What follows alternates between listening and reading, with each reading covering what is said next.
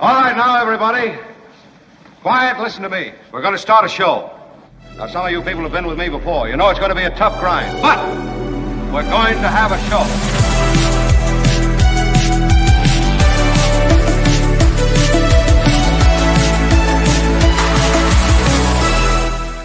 I am delighted. Thank you all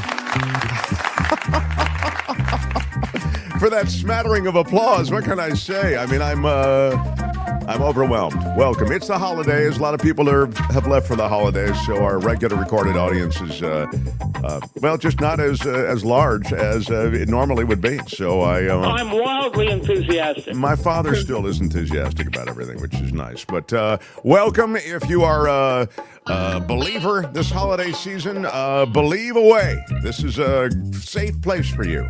And if you're a non-believer, welcome.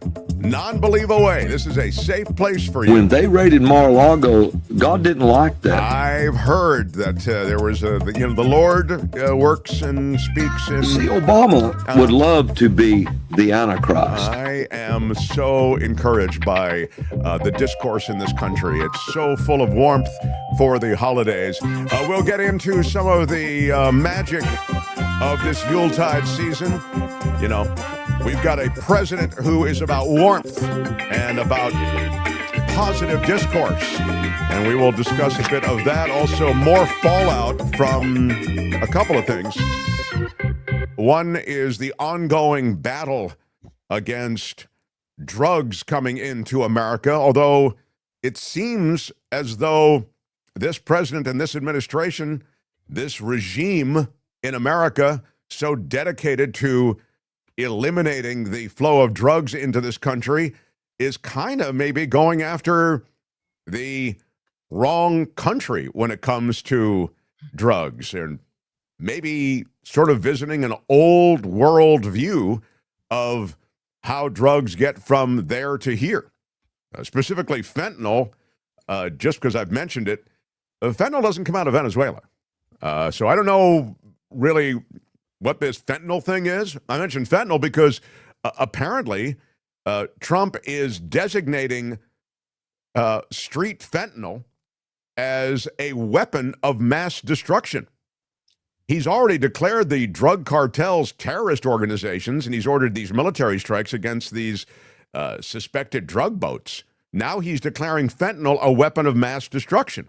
Where does fentanyl come from? Is it China, right? It comes from Asia, and it comes up through, generally speaking, through Asia and even Mexico. But it's actually, I made this point before, I think we discussed it at some length, now maybe it's a while ago, 6 weeks ago or so, that there are a lot of fingerprints on fentanyl. So the new ways in which drugs come into America, and I say new, just sort of through the modern age, they defeat the kind of old school interdiction that we have seen, you know, the blowing up of the boats, the kind of traditional smuggling is defeated by all the different middlemen who are involved in drug smuggling. And so many different fingerprints come through on fentanyl. It's very, very hard to shut it down. Mm-hmm. But I think there is clearly an emotional play being made by this administration when they talk about fentanyl and they inflate the number of deaths. I mean, they said that a couple of 100,000 people a year die from fentanyl, and that's just wrong. I think the figures are closer to 50,000. I'm not diminishing the damage that it does to real people who've lost their lives, but I'm just saying that the rhetoric, once again, is way out ahead of the facts with this administration. So, you know, again, and it's a misguided strategy when you talk about just blowing boats out of the water. It just doesn't make any sense. But we'll talk to David Cay Johnston about this, who joins us in hour 2. Yeah. I also want to talk to David Cay Johnston about Ukraine. We have a lot to talk to. I got an email for David Cay Johnston, who I'll ask him about that. I'm committed to your emails. I've received a lot of positive letters. Didn't I get I got an email from teacher Lori? I feel like Kim. What was that email? You got it too, didn't you? Yeah, email from Teacher Lori? I did get a message from Teacher Lori. I think she was making a point that I've made before, and I love that. If she agrees with me, then what did she say, Kim, please? I've received a lot of positive letters. Okay. She sent us an article from the Wall Street Journal about the United States offering Ukraine security guarantees in an effort to break peace talks deadlock with Ukraine. Yeah. So we're offering them guarantees for peace. And she writes, why the hell should Ukraine trust us both after 1994 and how well Trump keeps his word about anything except hurting people, right? So talking about the fact that we promised them that if they gave up their nuclear weapons before, that we would back them up, that we would be there for them, that we would secure them. And we fell down on that job. So why would we ever be trusted now? Yeah, that's exactly right. And we've made this point before that, after that security guarantee was essentially escanned by this country and by Europe. I mean, it was not necessarily the NATO alliance per se, but it was the signatories to the NATO alliance, all of whom guaranteed Ukrainian sovereignty when Ukraine was asked to give up the nukes, and they did in the 90s. And that was their ace in the hole. The nukes would have prevented, and the threat of nuclear confrontation would have ensured that Russia wouldn't have made this aggressive move. So, of course, Teacher Lori is right, and we've made the point repeatedly that, why would you ever have faith in any guarantee coming out of this administration, particularly since they change horses all the time. Right. And also, given the recent history, I would say, in the 90s, now this isn't sort of ancient Ukrainian history, within the lifetimes of this administration in Ukraine, the Americans have let you down along with the Europeans in terms of security. So that is a peace process, if you will, that feels as though it's run aground, but by the same token, they've got to get to some kind of understanding. And you really have, and you begin to see evidence of the shifting of America toward Russia. It's a despicable disposition that this administration has. But I know that there are many on the left who felt as though money was being poured into Ukraine. That's bad. Money was being poured into the Israeli military in Gaza. That's bad. And Trump is our great hope to shut the financial spigot off for both. Well, A, that didn't work out. And B, Trump is far more hawkish than any incoming administration that you could possibly conceive. I mean, he's an absolute hawk.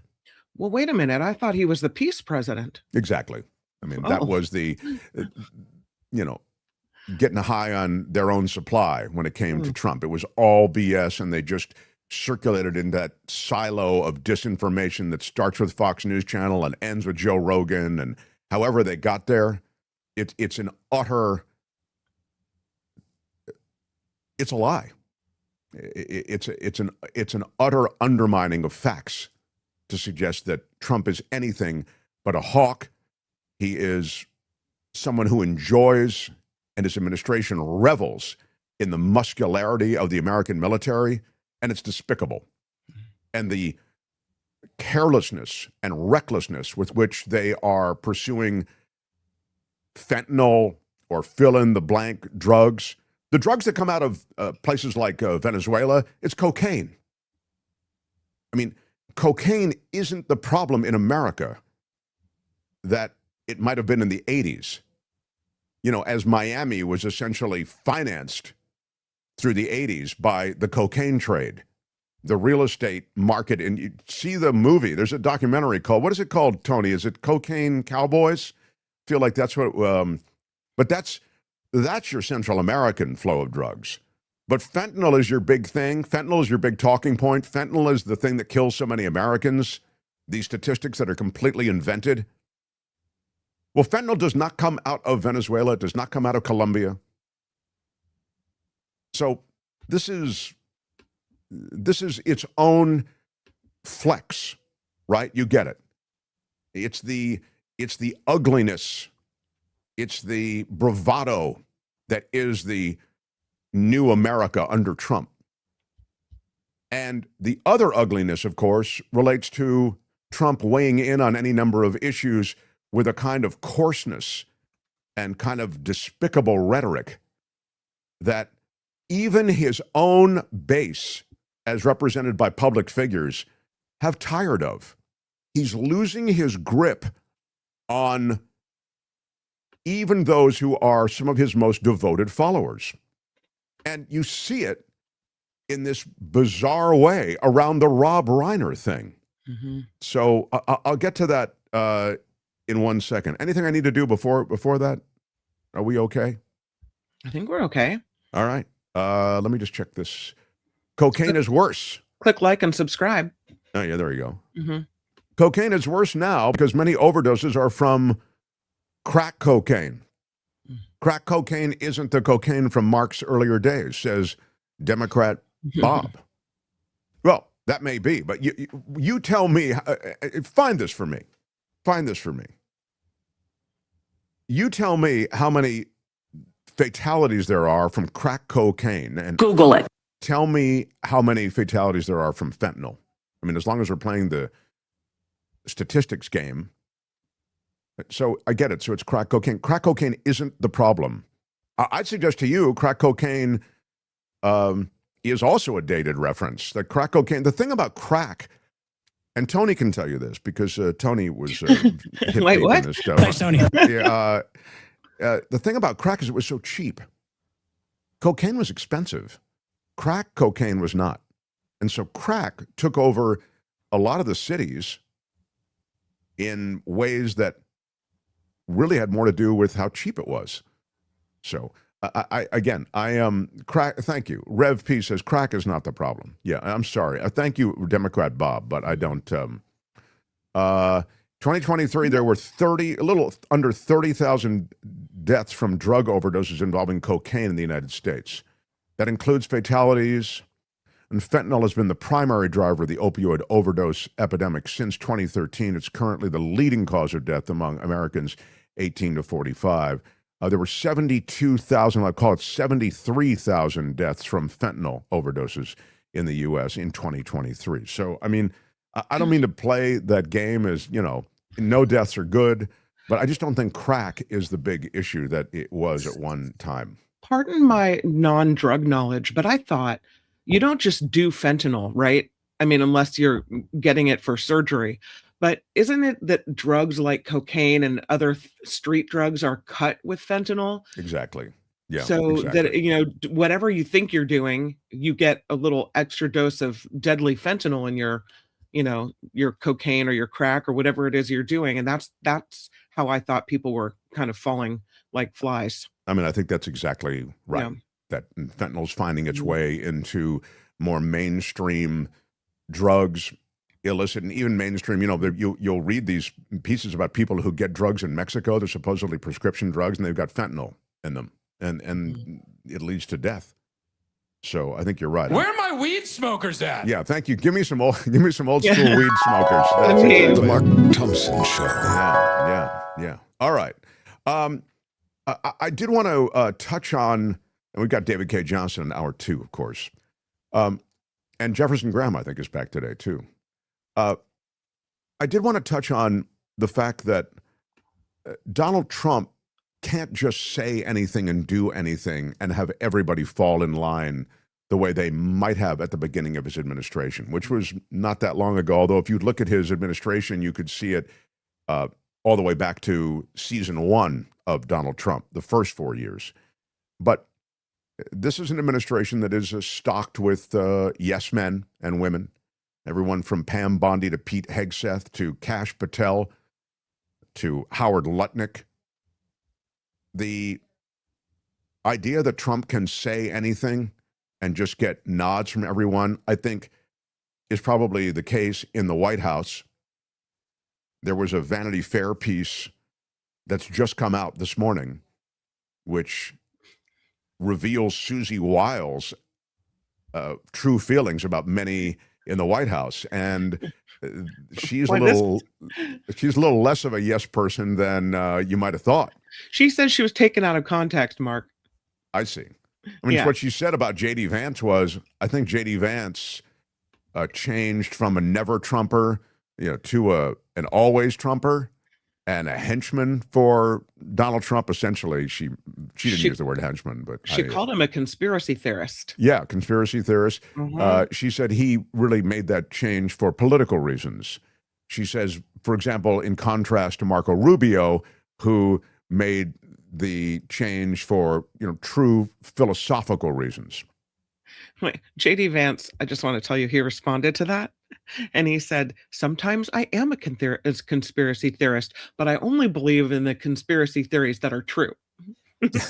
Well, and to be fair, I always say, just because it's coming from a conspiracy theorist doesn't mean that there wasn't really a conspiracy. Like, I will take a meeting on conspiracies, but I'm not, out of the manosphere of Joe Rogan and the rest. I don't mean to paint with too broad a brush, but I do feel as though there's a lot of conspiracy that comes out of that world that is, really not worth the time of day. But there is other stuff, and this is what makes it so hard, that does come out of that world. And you go, well, I don't know. You shouldn't just crap all over that. There might be some truth to that. So she also said that the president, who is not a drinker, has an alcoholic's personality. She said he is in the Epstein files. And she called their budget director a right-wing absolute zealot. Wow. And then later on, she says, it was all taken out of context, okay? Okay. Yeah. Exactly what context would that quote live in that, might actually put it in a better light? So that's a big Vanity Fair piece, and we can talk about it with David to touch on it. But what I was really saying is that, a lot of what Trump is saying is, and doing even on some level, you can even talk about the extrajudicial killings off the coast of Venezuela, you can, and in the Caribbean, you can begin to see MAGA beginning to peel away, even as Trump, normally with, calling the Democrats names and creating an us versus them mentality that has worked so well, it's starting to no longer have quite the heat that it used to have. And oddly, some of the pushback has come around this Rob Reiner death. I mean, the Rob Reiner death and murder, this brutal way in which these two sweet people, Rob and Michelle Reiner, were killed in their own home at the hands of their son, it would seem. And it moves you, especially if you see the creative work and the positive way in which Rob Reiner had dedicated so much of his life. The films he was associated with were not only some of the most memorable films in cinema history, from A Few Good Men to A Princess Bride to Stand By Me. He did a movie called Ghosts of Mississippi. It was about the civil rights workers who went down to Mississippi to try to make a difference with so many of these civil rights cases that were emerging there. And they were, spoiler alert, they lynched those people. So Rob Reiner's work, I guess is what I'm getting at, was revered and celebrated by everyone, both sides of the aisle, in this world of Hollywood, which you could say is dominated by liberals. But I'll give you an example. James Woods, you can't find a guy more MAGA than James Woods. He is obnoxious. He's disgusting. I hate his stuff. And yet I respect what he said. James Woods on Rob Reiner and on the comments that Donald Trump made, James Woods was outspoken and critical of Donald Trump and the way in which Donald Trump made these disparaging, disgusting remarks about Rob Reiner. Do we have that, Tony? Here we go. People say horrible things about Rob right now. I find it, quite frankly, infuriating and distasteful Did I agree with his politics? I did not. Did I love him as a friend, as an artist, as an icon of Hollywood, and as a patriot? I most certainly did. And I am just absolutely devastated by this terrible event, especially for his family. Yeah, and so there you have what is the appropriate grace, which one must have at a time like this, right? And so you end up with, again, James Woods, I run that deliberately. You can't find a guy who is at his core more MAGA and a troll. I mean, James Woods has no problem trolling he's kind of Trump-esque in the way he goes on social media and just trolls Democrats and leftists, etc. But the kind of smear that Trump offered in the shadow of this horrifying murder of the two Reiner parents, that was a bridge too far for James Woods. You know the ways in which Trump disparaged Rob Reiner, and then the day after, which is just yesterday, he was asked about that because so many legislators, so many high-profile political figures, celebrities, were denouncing Trump. And this is what he had to say. That I was a friend of Russia, controlled by Russia. You know, it was the Russia hooks. He was one of the... Tony, can you go back to the beginning of that cut? Yeah, because you want to hear the question as well. Thank you. Here we go.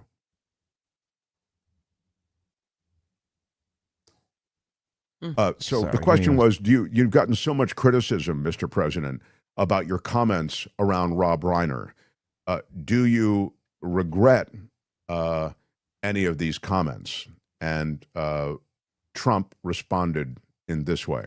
A number of Republicans have denounced your statement on Truth Social after the murder of Rob Reiner. Do you stand by that post? Well, I wasn't a fan of his at all. He was a deranged person as far as Trump is concerned. He said he knew it was false. In fact, it's the exact opposite, that I was a friend of Russia, controlled by Russia. You know, it was the Russia hooks. He was one of the people behind it. I think he hurt himself in career-wise. He became like a deranged person, Trump Derangement Syndrome. So I was not a fan of Rob Reiner at all in any way, shape, or form. I thought he was very bad for our country. Yeah, so it's an odd line to take because even Woods, I mean, I don't need to explain this. Everybody of any decency at all would go, well, I certainly didn't appreciate and I didn't even respect anything that Rob Reiner had to say. You could say that. But this is a tragic loss, and I certainly appreciate the difference he made in American culture or American cinema. Boom. It's easy. I hated him, but I loved his work. However you want to say it. Trump is so at his core indecent that he can't even choke that out. And seeing the world, his political world, the entertainment world, celebrating Reiner and all the contributions he made and criticizing Trump for his reaction, still Trump doubles down, which is the most Trumpian thing, and there might be a part of the MAGA world that likes that. Here was Rob Reiner talking about that Ghosts of Mississippi movie. And you begin to see the heart in Rob Reiner. And then I'll play you a very funny cut from Rob Reiner, but just a wonderful, reflective, emotional, gifted director who transformed his entertainment career from being a sitcom star on All in the Family to a significant, relevant director who ends up directing some of the most important and memorable films in cinema history. Here's Rob Reiner talking about Ghosts of Mississippi. Hi, it's Rob Reiner. In 1996, I made a movie called The Ghosts of Mississippi, which was all about civil rights leader Medgar Evers and the trial of the man who assassinated him, Byron De La Beckwith. And while I was making that movie, we were scouting the location of the actual site where Medgar Evers was assassinated by this white supremacist Beckwith. And we actually shot it at the actual location on Guine Street. And when I was standing there on the driveway, the very spot where Medgar Evers was assassinated, I started to cry. And I was crying because it hit me that the horror of a man being gunned down in his own driveway in front of his 3 children. I had 2 children at the time. I have 3 now, and it resonated with me that the horror of all of that and being taken away from your children. So we made the movie, and Myrlie Evers, Medgar's widow, was a consultant on the film, and that when we were on the Oprah Winfrey Show promoting the film, Myrlie gave me something that also made me cry, and I have it here because it's the most important artifact that I have in my office, and this is the poll tax receipt that was in Medgar's wallet the night he was assassinated in his driveway. And I've always kept it with me, and like I say, it means more to me than anything, because here you have Medgar Evers, who stood for equality, who fought and died for equality, so that everyone could have the right to vote, the right to exist in a free society. And here we are, so many years later, and we're still carrying on that fight, but we're carrying it on the shoulders of men like Medgar Evers and Martin Luther King and Malcolm X. And so I just want to say that I'm touched that you asked me to address you, because we all have to honor what Medgar did, what Medgar stood for, especially at this time when those rights are being taken away from us. We have to fight even harder. Yeah, so that, I think, speaks to the heart and also the work in Ghosts in Mississippi of Rob Reiner. You know, he did an interview with Velshi, is it Ali Velshi on MS? And I thought I'd run a little bit. He did this pretty recently, so it's, I think, maybe kind of relevant and instructive as to his disposition toward what was going on in America. And then I'll play some of the funny Rob Reiner. And again, it won't take but a second, but I just wanted to give you a flavor for it. Go ahead, Tony, please. You've been political for a long time. There are a lot of things that have been going on in the last few years that have really had an impact on Hollywood and the entertainment industry. We're crossing into a world that feels a little McCarthy era-esque. Here's his response coming in 3, 2. Yeah, it's beyond McCarthy era-esque. I mean, that feels quaint compared to what's going on in America right now. I mean, your whole first part of your show was about these ICE agents and national troops that are going into these cities to quote unquote curtail violence. This is just the beginning, and people have to understand our democracy is being taken away from us, and we only have about a year.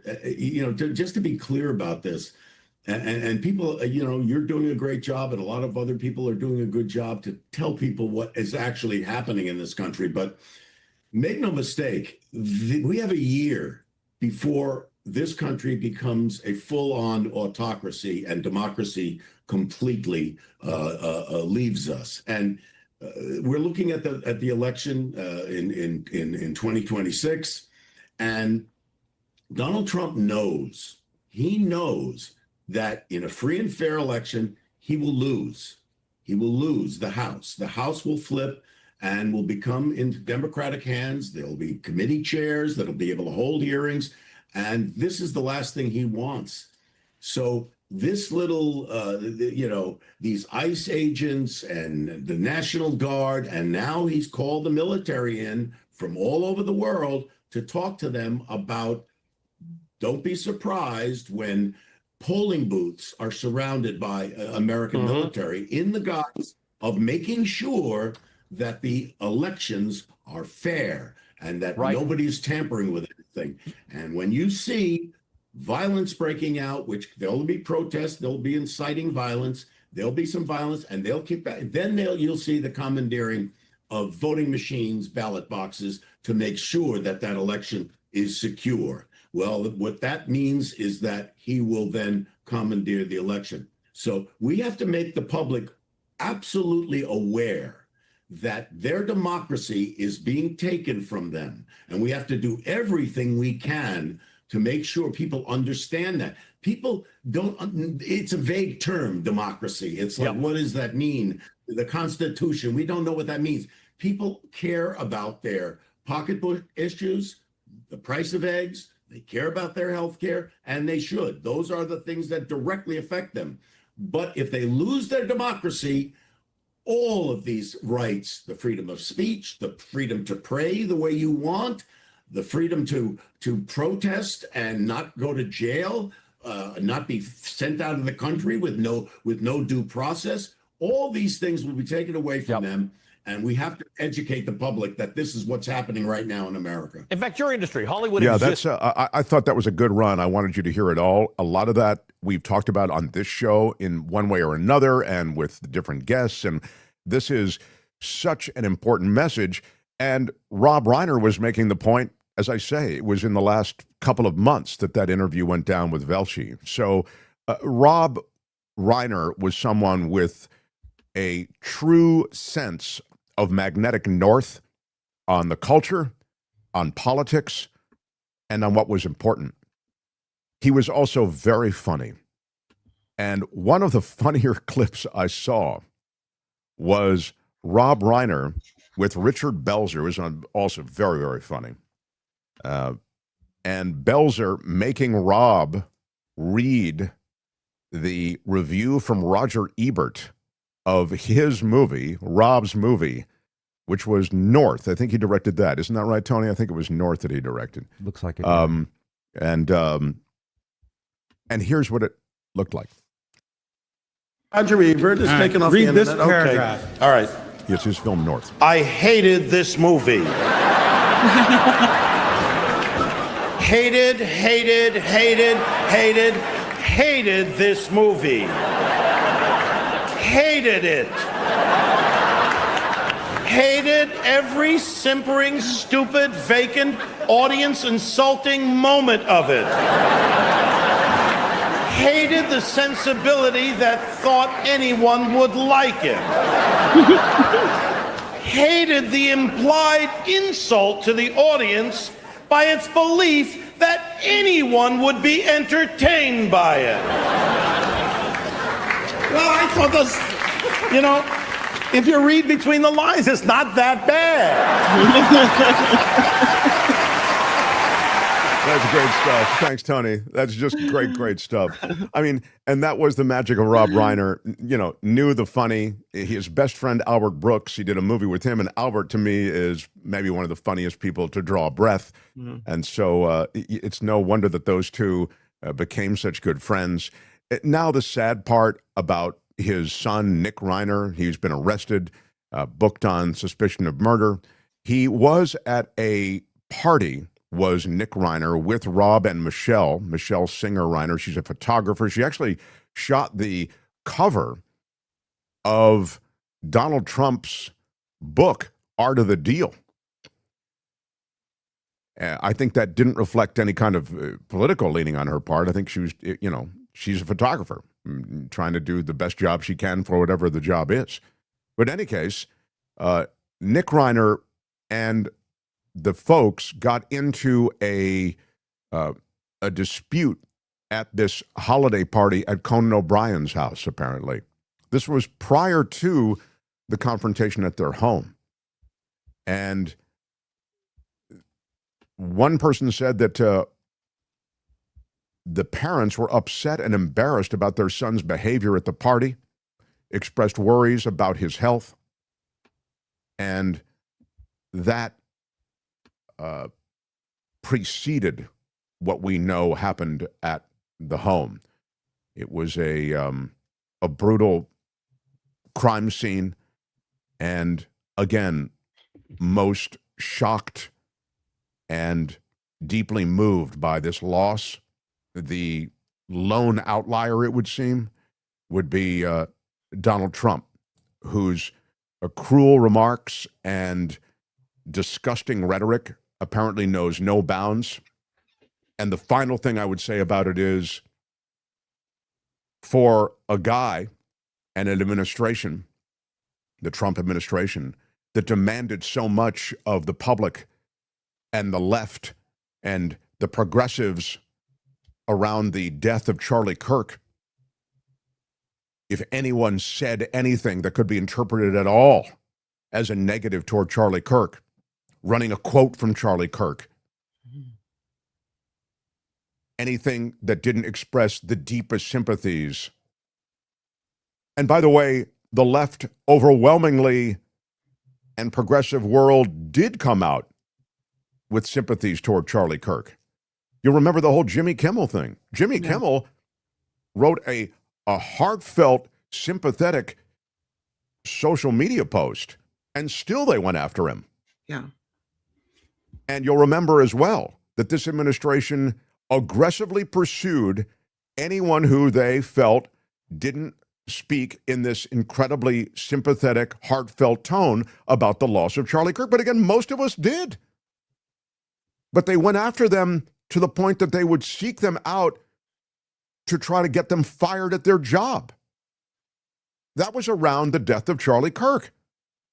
But when Rob Reiner is murdered in cold blood, you have Trump coming forward with the most vile, coarse response you could possibly imagine. It was outrageous. It was cartoonishly vile. And everybody just looks the other way on it. Well, usually the public kind of expects Trump to have these outbursts, right? We know that he's got a screw loose and he's going to make these horrible statements and he's going to say the most vile things, and America collectively shrugs like, oh, there he goes again. So I wonder what's different about speaking out on the day of Rob Reiner's death, which, you don't speak ill of the dead, especially on the day they've died, right? But what's different about this moment that is causing people to turn away? I got this from the chat. Let me just see this. Somebody saying the left did speak. Where is it? Here it is. Oh, no. I guess somebody said that the left spoke poorly around Charlie Kirk's death. I'll tell you the worst I saw when Charlie Kirk was assassinated was the kind of thing that you'd expect with the Rob Reiner thing, which was, I didn't accept anything he said. I hated his worldview, disagreed with him on everything, but this is a horrible, horrible thing, and there's no way that he deserved to endure any kind of political violence. That's what I was seeing, even from the left, even from his opposition. Mm-hmm. Across the board, I saw that. That's why I say this is so easy. This is a layup. It's, I disagreed with everything Rob Reiner had to say. I hated his politics, but this is a horrible loss, and no one should have to endure the kind of loss that the Reiner family is enduring. And this man was undeniably an important figure in cinema history. That's all you have to say. But that was too big an ask. Anyway, I'm moving on, but I thought there was so much revealed in the coarseness and the horror, and this really is a remarkably intense loss for Hollywood. Reiner was objectively a great contributor to our massive entertainment industry, says C. Jason Thwaites. There's zero chance he was bad for our country. Thank you. That really says it. Yeah. All right. I'm moving on. The Mark Thompson Show. This is Mark Thompson. I've got to ask you to smash the like button. It's all that YouTube stuff. If you're on YouTube, you can... I'll tell you something else. If you're on YouTube, you can join our conversation. I guess there's some trolling going on. It's always a fun a rugby scrum of comments. What was the TMZ thing, Tony? I see that in your. Oh, just like the truly horrible things people said when Charlie Kirk was assassinated. You could hear them cheering in the background. Oh, where was that? It was while they were talking about it, you could hear them cheering like in another room. The TMZ. Oh, yeah. And then people time coded it. It was when they said they were watching the police chase, but it was right when during the police chase, the ABC anchor announced that Trump had, and then that's where they cheered, and that's where you see I can't forget the co-host from Harvey Levin. I can't remember his name. I don't know. Immediately beelines back there, like ooh. But yeah, they were cheering. So. Yeah, and there were a lot of dancing on blue sky, man. I'll tell you that. Well, then there you go. I guess I know. It was just awful stuff. Yeah. I want to get to the Ukraine situation and also the U.S. military. I'm going to do that with David Cay Johnston, if it's okay with you, Kim. I wanted to follow up on something that we were talking about, which is related to Donald Trump and his grip on the party. And this may or may not be something that is significant, but in the latest NBC News survey, it was just released over the weekend,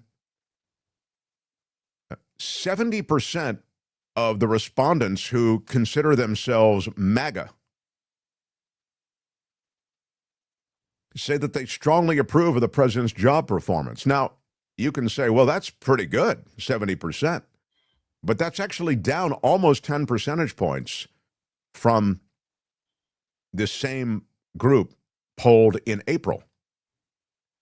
The drop in GOP support is suggested here for the president, extending to those who identify more with the Republican Party than with MAGA, a term commonly used to describe the president's most loyal supporters. So, again, traditional Republicans in this latest poll, by 35%, say they, quote, strongly approve of Trump, and that's down from 38% in April.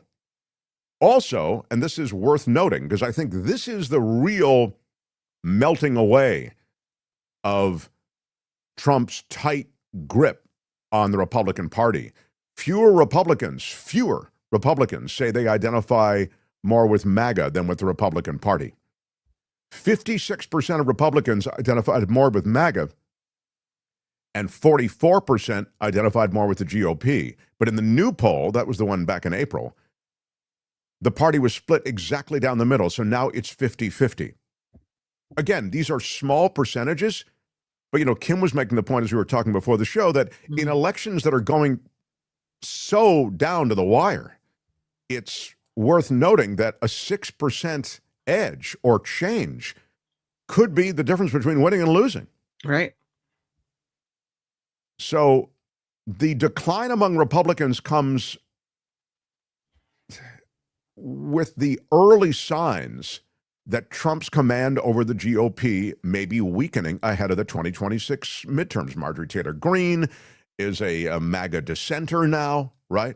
She broke with the president on the Jeffrey Epstein probe, on health care coverage, and then she said, I'm going to retire early.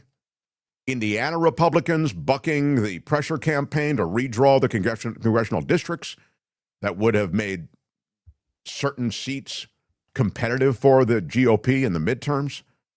And so you add this poll to all of that, and I think you end up with a window on a Trump regime that can govern with an iron fist, which is what they're doing, as thugs populate the streets to drag Somali immigrants into vans to intimidate legislators who are defending the Somali community, the Latino community, as they drop these urban guerrillas, I mean GEURI, into many of these cities to pluck these people.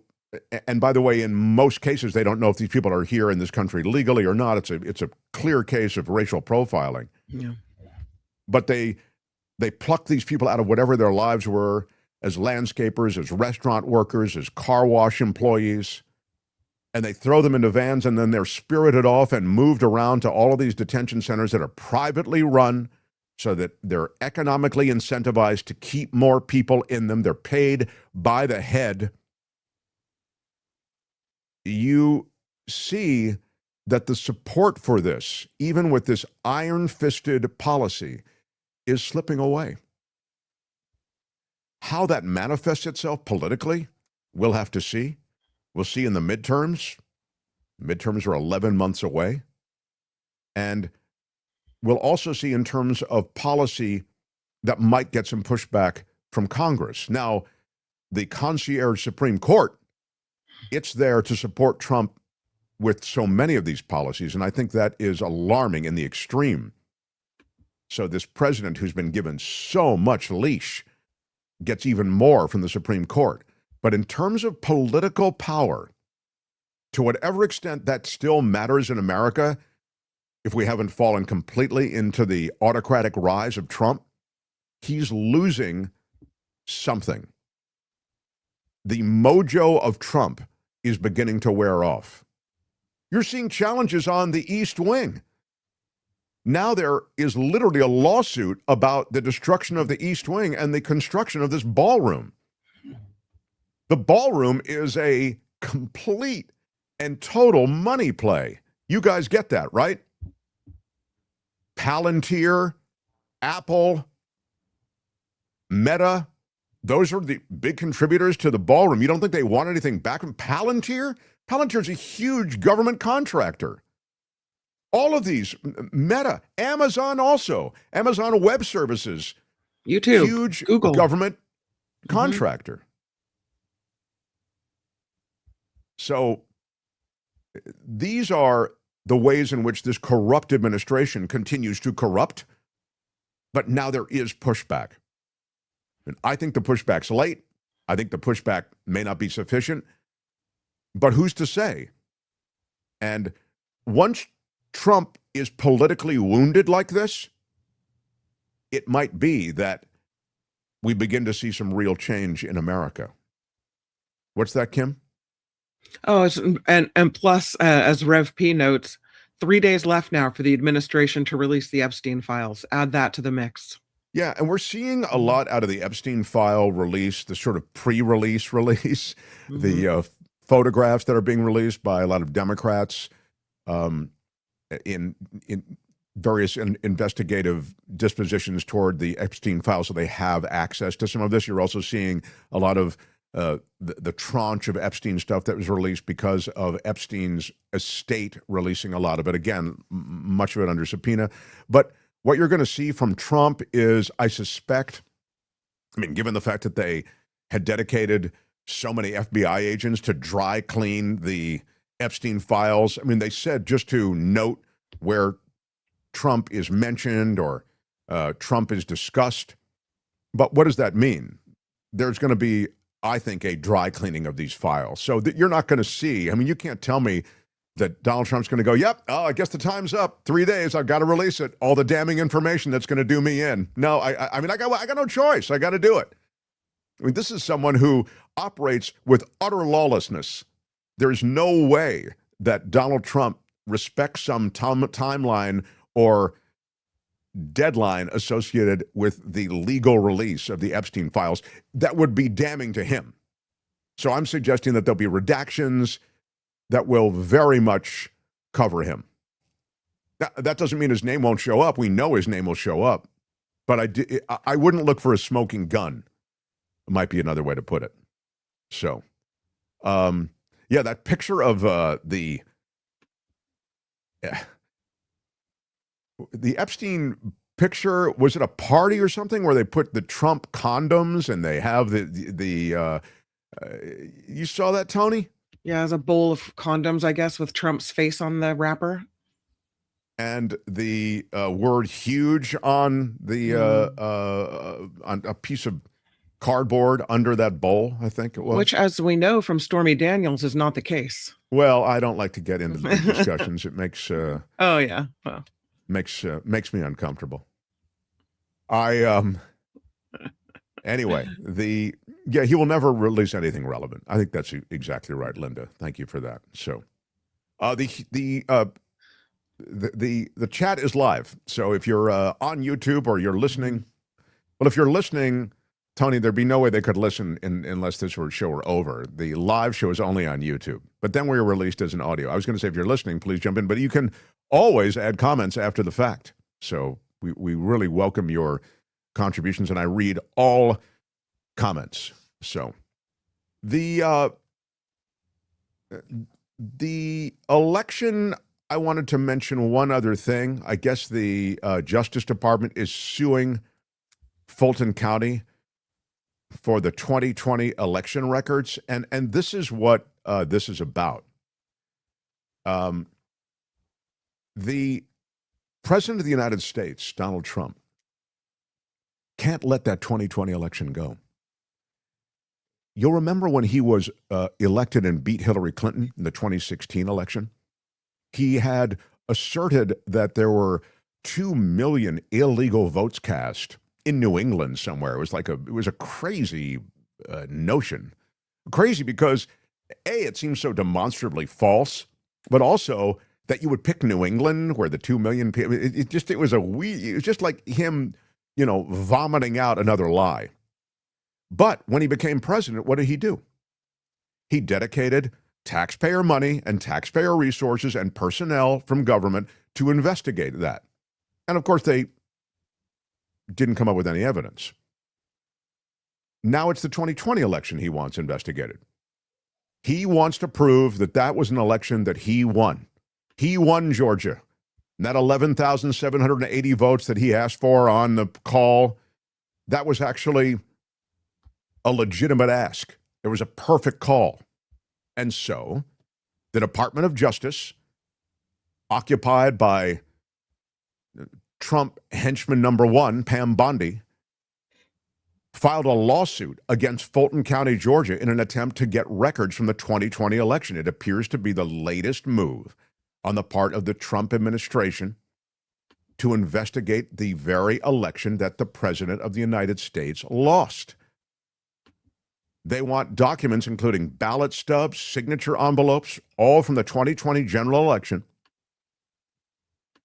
According to the lawsuit, Pam Bondi, the Attorney General, investigating Fulton County's compliance, this is a quote from the lawsuit, compliance with federal election law. So they sent a letter to Fulton County's clerk seeking these records. They say that letter got filed somewhere, never answered, and now they're filing a suit. And again, this is all just to buttress and support the idea that somehow the election was stolen. But, and then they say that they're not at liberty to comment on pending legislation, but that is where that legislation, that action stands. Do we count on Americans to be smart enough to realize that when the Trump administration does an investigation, they're just trying to rewrite history? I mean, come on. I mean, on the one hand, of course, you're right. On the other hand, I would say that many in America who view the left as a problem, the ends justify the means. So give me the talking points. Are the talking points that the election was stolen? Okay, great. That's what I'm going to go handle in media. I'm going to beat that drum on Fox News Channel. I'm going to beat that drum on whatever it is, News Nation or OAN. I'm going to try to get it out to my people. Election was stolen. Election was stolen.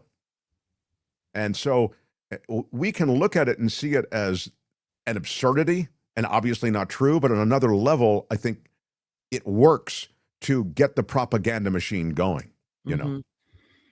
They want to move Fannie Mae out of woke San Francisco, everyone, which is... What? I know. San Francisco, woke land, and the Federal National Mortgage Association, Fannie Mae, they want to go someplace where it's not so woke. And they want anybody, you know where they're moving? From San Francisco? Give me Birmingham, Alabama was the answer we were looking for. Yeah. Birmingham, Alabama is the place that's been chosen by President Donald Trump and Alabama Senator and big Trumpy supporter Tommy Tuberville. And they put out a video to announce it.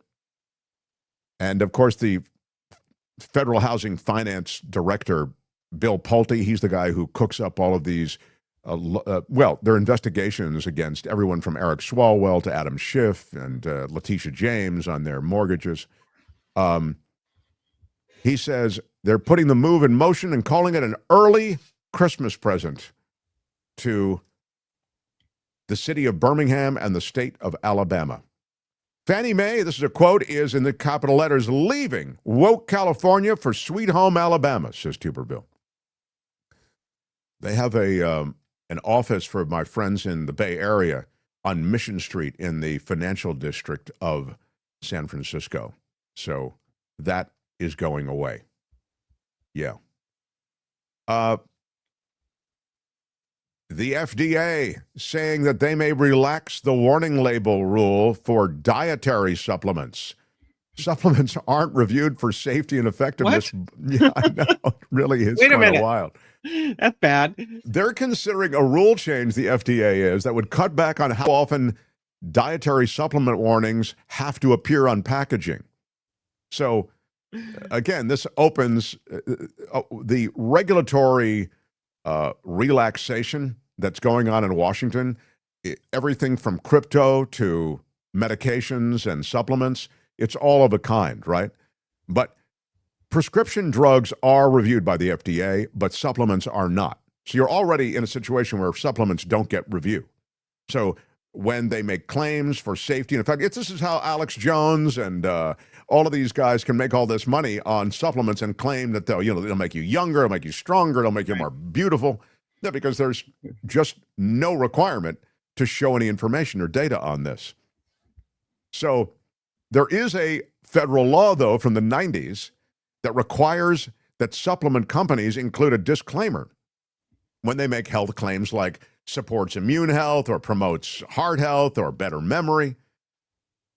Next to the promise about benefits, the packaging has to display in boldface type, this statement has not been evaluated by the Food and Drug Administration. This product is not intended to diagnose, treat, cure, or prevent any disease. So that's required. I mean, it's kind of a tepid requirement. Comes out in 1994, but it is a requirement. But at least there's that, you know, where you're face to face with it. Like, hey, everything they say might not be true. Yeah. So now they're talking about changing that rule and relaxing that rule. It would no longer require that this be repeated every time a health claim appears. So they can make the health claim, add that, and then make the health claim again and again without having to add that, the disclaimer, if you will.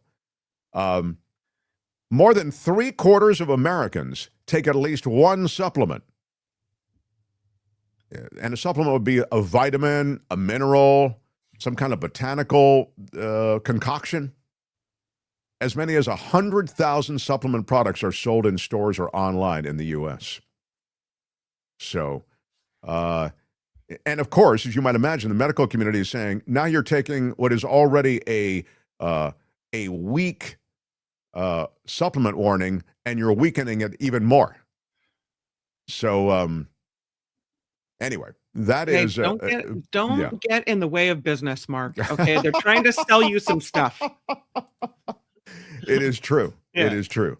All right, that's the very latest on that. So drink up your supplement without worries about...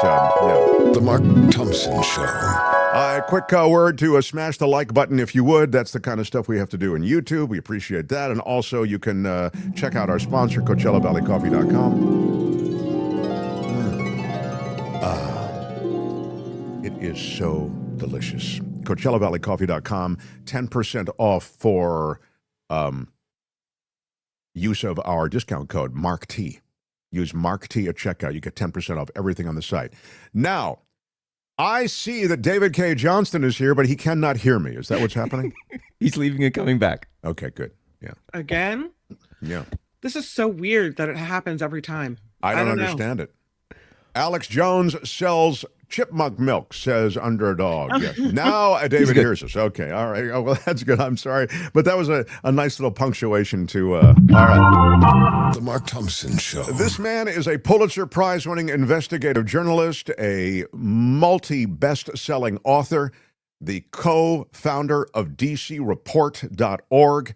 He is a professor at RIT. Joins us on Tuesdays, the great David Cay Johnston. Hello, sir.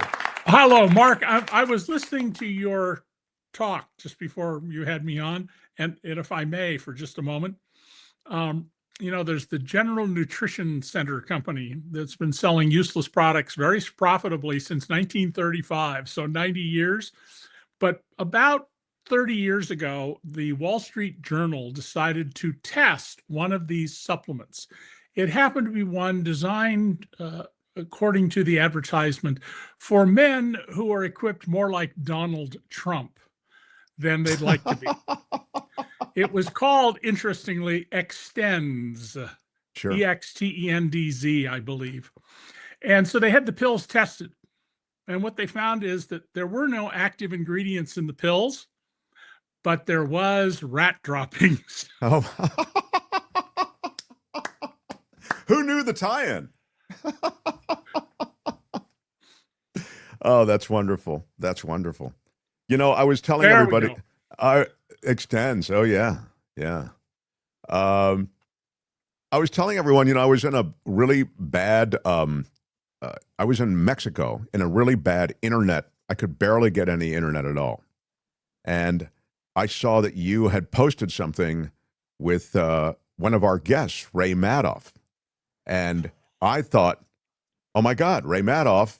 I couldn't, the article wasn't loading, but I saw the name and I saw the book and I said, oh my God, Ray Madoff. So I kick out an email to David saying, oh my God, I'm a big fan. And we've had her on. And as it turns out, David's piece, and again, it wasn't completely, hanging her out to dry. It was just certain issues you had with some of the proposals that she'd made. This relates to finance and taxes. And honestly, and I can say this, and I've said it without you being here, but I mean, the sine qua non top of the game when it comes to taxes, the law, and how the elite evade taxes, it's you. I mean, you've written chapter and verse literally on this. So you had an issue with some of the things that she had laid out as solutions for these problems that plague America when it comes to taxing the elite.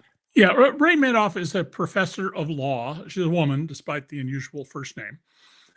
And tax is her area of specialty. And she has a book out about a very important point. Frankly, I sort of wish I'd thought to write it that way, which is a major reason that we have this huge income inequality and wealth inequality in America is our tax system. Now, I have written extensively about how it subsidizes many wealthy people, how companies like Apple appear to pay taxes, but actually they profit off the taxes. Very simple device. If you can delay paying a tax for 30 years, it's a zero interest loan. And I encourage you folks, if you can borrow money at zero interest, borrow all you can, and then don't spend it, invest it, and you'll do really well. But in her book, Ray asserts that wealthy people, by donating to charity, can avoid 74% tax rates. She makes a remarkable mistake for a law professor because she gets to 74% by imagining you pay the 37% maximum rate on labor income, your salary, and the 20% on capital gains and the estate tax. No, you pay either capital gains or income tax, one or the other. And she misses a number of other things which were frankly very surprising, but her underlying argument is an important and sound argument. Our tax system is essentially burdening people down the income ladder and subsidizing people at the apex of it. Back in 2005, I got the George W. Bush administration in writing to acknowledge that once you got to about $8 million of income, which today would be $15 million or so, that your tax rate begins to fall. And as we all know, when you get to the level of, say, Bezos and Ellison and Musk, you can pay virtually nothing because you just borrow against your assets instead of recognizing income. So, you know, a good concept, some good points, unfortunately, really serious fundamental errors. And then secondly, Ray has for years gone on the attack against something called donor advised funds.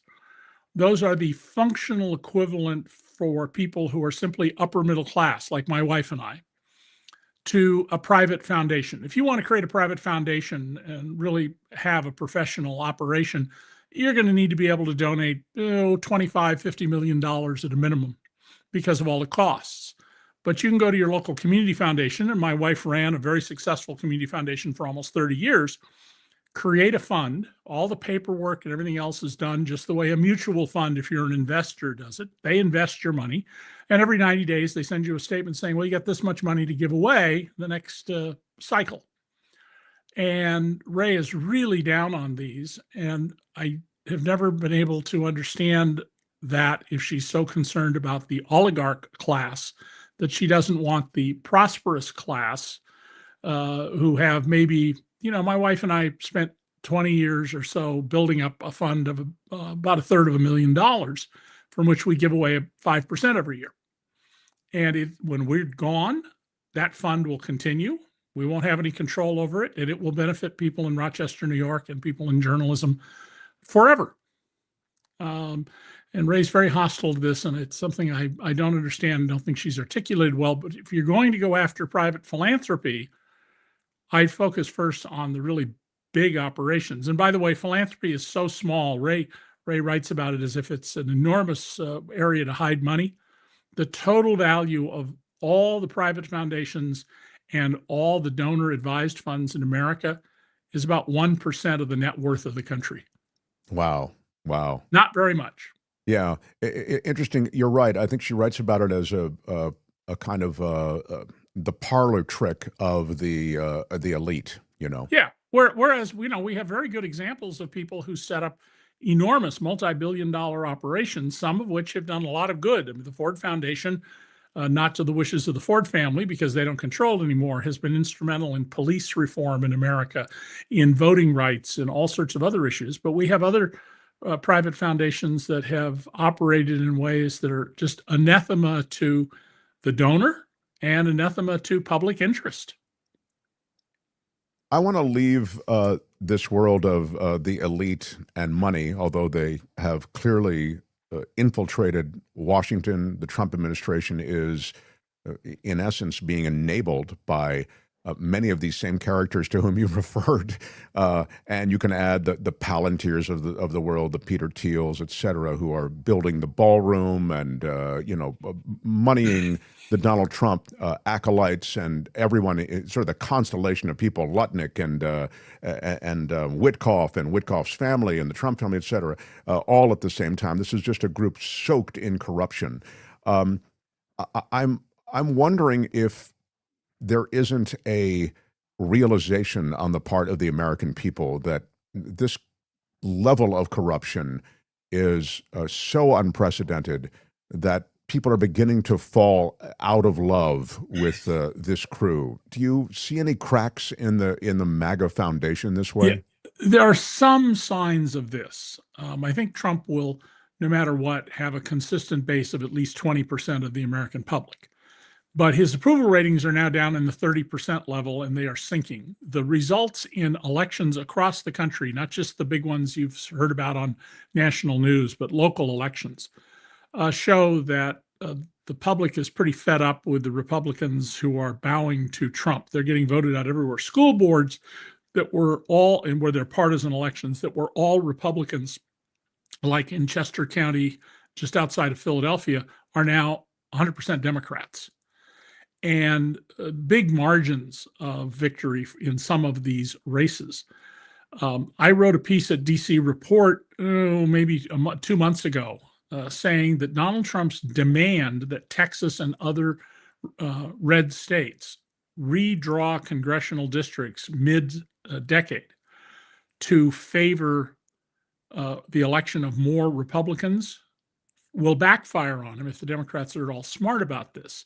And by the way, that's now in the last 10 days, it's being written about all over the place by people who didn't see it at all. And the reason is if you have a district that's, say, 10 percentage points Republicans over Democrats, so that's a pretty safe district.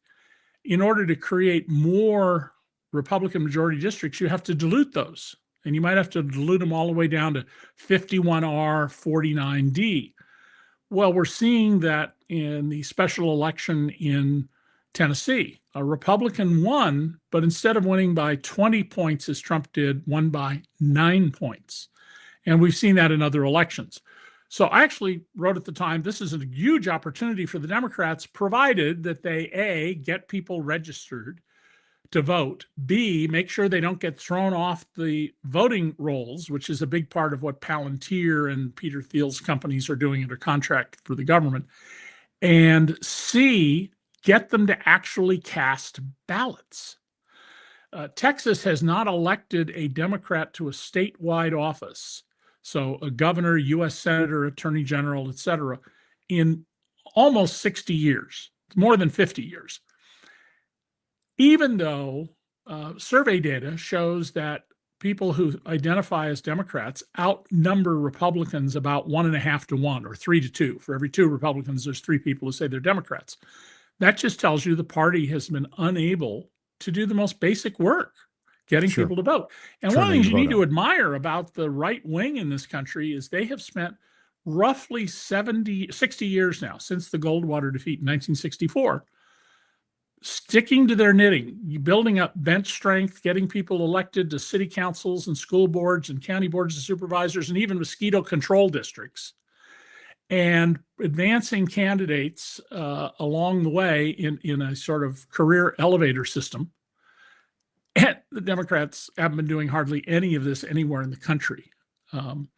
But that can be reversed and changed. And yes, I think that the crudeness, the criminality, the tearing down of one side of the White House, the East Wing, for this ballroom, which they're now saying is a national security measure. All of that, I think, is costing Trump, but I don't think it's cost him enough yet that we're sure we will get back our democracy. I thought it was interesting, David, just on the tearing down. It seems like such a superficial thing, but in a world where images matter and media is very much determined, Donald Trump knows this probably better than anybody. The tearing down of the East Wing out of fiat, it seemed, after saying you weren't going to touch the main structure, you were just going to, it's a symbol. And now, and this is the reason I mentioned also, there is pushback. There is a lawsuit underway saying that this was done illegally. Yeah, well, I think absolutely. And I thought at the time that it was an illegal act. Trump had no authority to do this. It's very important to keep in mind that while Trump claims, I have an Article 2 of the Constitution that says I can do anything I want, it says nothing of the kind. And if you doubt that, as soon as we're done, please wait till we're done today. Go to your internet browser and just type in Constitution Article 2 and read it. When I teach this to my law students, the essence of what I teach them is the President of the United States is the errand boy who does what Congress tells him to do, and he's commander-in-chief of the military. What a great way to put it. So, yeah, he doesn't have these power to do anything he wants. And part of tied up in this, Mark, is this unitary executive theory that Professor John Yoo, Y-O-O, at UC Berkeley. So people think of Berkeley as this big leftist school. Yeah, right. John Yoo teaches there. Right. His theory is that because the Constitution says all executive power resides in the office of the president, that everybody must report to the president, he can fire anybody, etc. Now, Congress over the years has created many, many boards and commissions. For example, the Securities and Exchange Commission, the Wall Street Police. And those commissions typically are 5 members, 3 from the party in power and 2 from the party that's out of power. If you turn these instead into you do whatever the White House says, you're not improving efficiency in government, but what you are doing is creating a perfect path for corruption. because having the other party, even in a minority position on boards, has over the years, over the 100+ years, again and again and again, brought to light misconduct, mischievousness, stupidity, arrogance, bad policies. And Trump wants to get rid of all that. And remember, Donald has said many times, you shouldn't be allowed to write or say anything about me unless I approve. I don't know what could be more dictatorial, more Stalin-esque, more Maoist, more Pol Pot-ish, more Hitlerian than you shouldn't be allowed to say or write things about me unless I approve. Well, and in that spirit, they are building, the DOJ is, a list of, I mean, you know, the Nixon enemies list at least was secret. I mean, we didn't know about it till later. I mean, this, my God. And there were only about 30-some names on it, including one of my former bosses. Yeah. I mean, it became a great brag eventually, but at the time, and I'd suggest this is an even more withering kind of treatment that he's suggesting. The DOJ is putting a list together of those who they view as, and they just make up these categories: seditious, terrorist ties. They're equating activism of any kind. And by the way, they can define the activism as well. They could define this conversation as activist. Well, indeed, we just saw in Congress, one of the senior FBI officials, the one in charge of dealing with counterterrorism issues, who's a Trumper, being asked by Congressman Benny Johnson. Yeah, thank you, Benny Johnson, no T. So the biggest domestic threat in America is Antifa. Yes, it's Antifa. Well, where's their headquarters? Oh, and then he tries to evade the answer, and Johnson comes back and says, "How many members does it have?" And of course, Antifa just means anti-fascist, which hopefully all of us are. That's what World War II was about, where we lost almost 500,000 American lives stopping it. But so many Americans are ignorant of our own history. I mean, there surveys pop up every now and then where high school and even college students, when they're asked, who did we fight with in World War II? A lot of them, a minority, but a lot of them will say, well, we fought with the Nazis against Russia. The exact opposite of the truth. Wow. And so this is all simply part of Donald's effort to make sure that you will worship him. Remember, he wants us to be just like a dictator Kim. You know, his people worship him. And of course, that's not democracy, and that's not America as we have known it, but it's how Donald wants it to be, and how I've been warning people long before he became president he is. I wonder, just before I completely, I want to follow up on this Justice Department thing because it involves Mark Kelly as well. They're still going after him on that video, et cetera. But I'm wondering if you think the rhetoric of Trump, the coarse, disgusting way he commented on, for example, the murder of Rob Reiner and his wife. I mean, that is worth noting because it made such news. He was asked about it in press conferences. He was even decried by some in his party. I mean, like we ran a clip of James Woods, who's about as MAGA as you can get. And James Woods likes to troll Democrats. And he's like really he's kind of an a-hole online, to be frank. And yet, even James Woods said, no, it's completely inappropriate, and it you know, it hurts my heart, in effect, to see anything so disparaging said about Rob Reiner, et cetera. Rob Reiner, whom I've had, I think, 2 conversations in my life with, I remember one, but I have a vague recollection of the second one, was a very highly thought of person in Hollywood by everybody. He's a nice guy. He's a mensch. And he walked his talk. He wasn't corrupt in any way. When Charlie Kirk was killed, and Reiner had been very critical of Charlie Kirk as a basically agent provocateur on a verbal level, he said, this is absolutely horrible. No one should die for this, et cetera, et cetera. He made a graceful, thoughtful comment. Donald Trump, without even knowing what happened, immediately says, well, he got killed because, you know, he has Trump Derangement Syndrome. That's something that tells you 2 things. One is, we already know that Donald Trump is a gauche man with no regard for anyone but himself. But it's a second thing it tells us, and that is he's trying to send out signals that it's illegitimate to question Trump, and you will pay the price by being killed if you're big enough and noisy enough in your challenging of what Trump is doing, which is authoritarian through and through. If you look at the statements by Barack and Michelle Obama, by Joe and Jill Biden about the death of Rob Reiner and his wife, Marie. Michelle. You will see graceful, thoughtful comments. And I have to tell you, the overseas TV shows I've done, every one of them has brought this up and said, what does this mean? How can someone be that petty, that heartless, that ruthless, that uncaring, that unthoughtful? Well, that's Donald. That's the Donald I've always known. He would throw his wife under the bus if he had to, without a moment's hesitation. Most of us would jump in front of the bus and push our spouse out of the way. Not Donald. I mean, basically that same appraisal of Trump was shared by his best friend, Jeffrey Epstein. Yes, it certainly was. He made the same comment. Now, let me ask you when Jeffrey Epstein says you're a bad guy, it's like when Bob Labuddy, the semi-mobster who was Trump's biggest gambling partner, said that, Donald was a racist. If the racist Bob Labuddy calls you a racist, sure, you're a deeply seated racist. The Pentagon is escalating its review of Senator Mark Kelly in that video, urging defiance of illegal orders, like only follow legal orders. It was a group of legislators, as you know, on that video, all of whom were saying the same thing. But they really are escalating this review. The Pentagon is carrying the torch on this thing. Can you speak to that? Well, the 6 Democrats who did this intentionally provocative public service announcement stated the law, and all of them are either military or CIA officers now retired. And all they did was say that they were aimed this at officers. They did not aim it at enlisted men. If you're an officer, you are obligated to not follow illegal orders.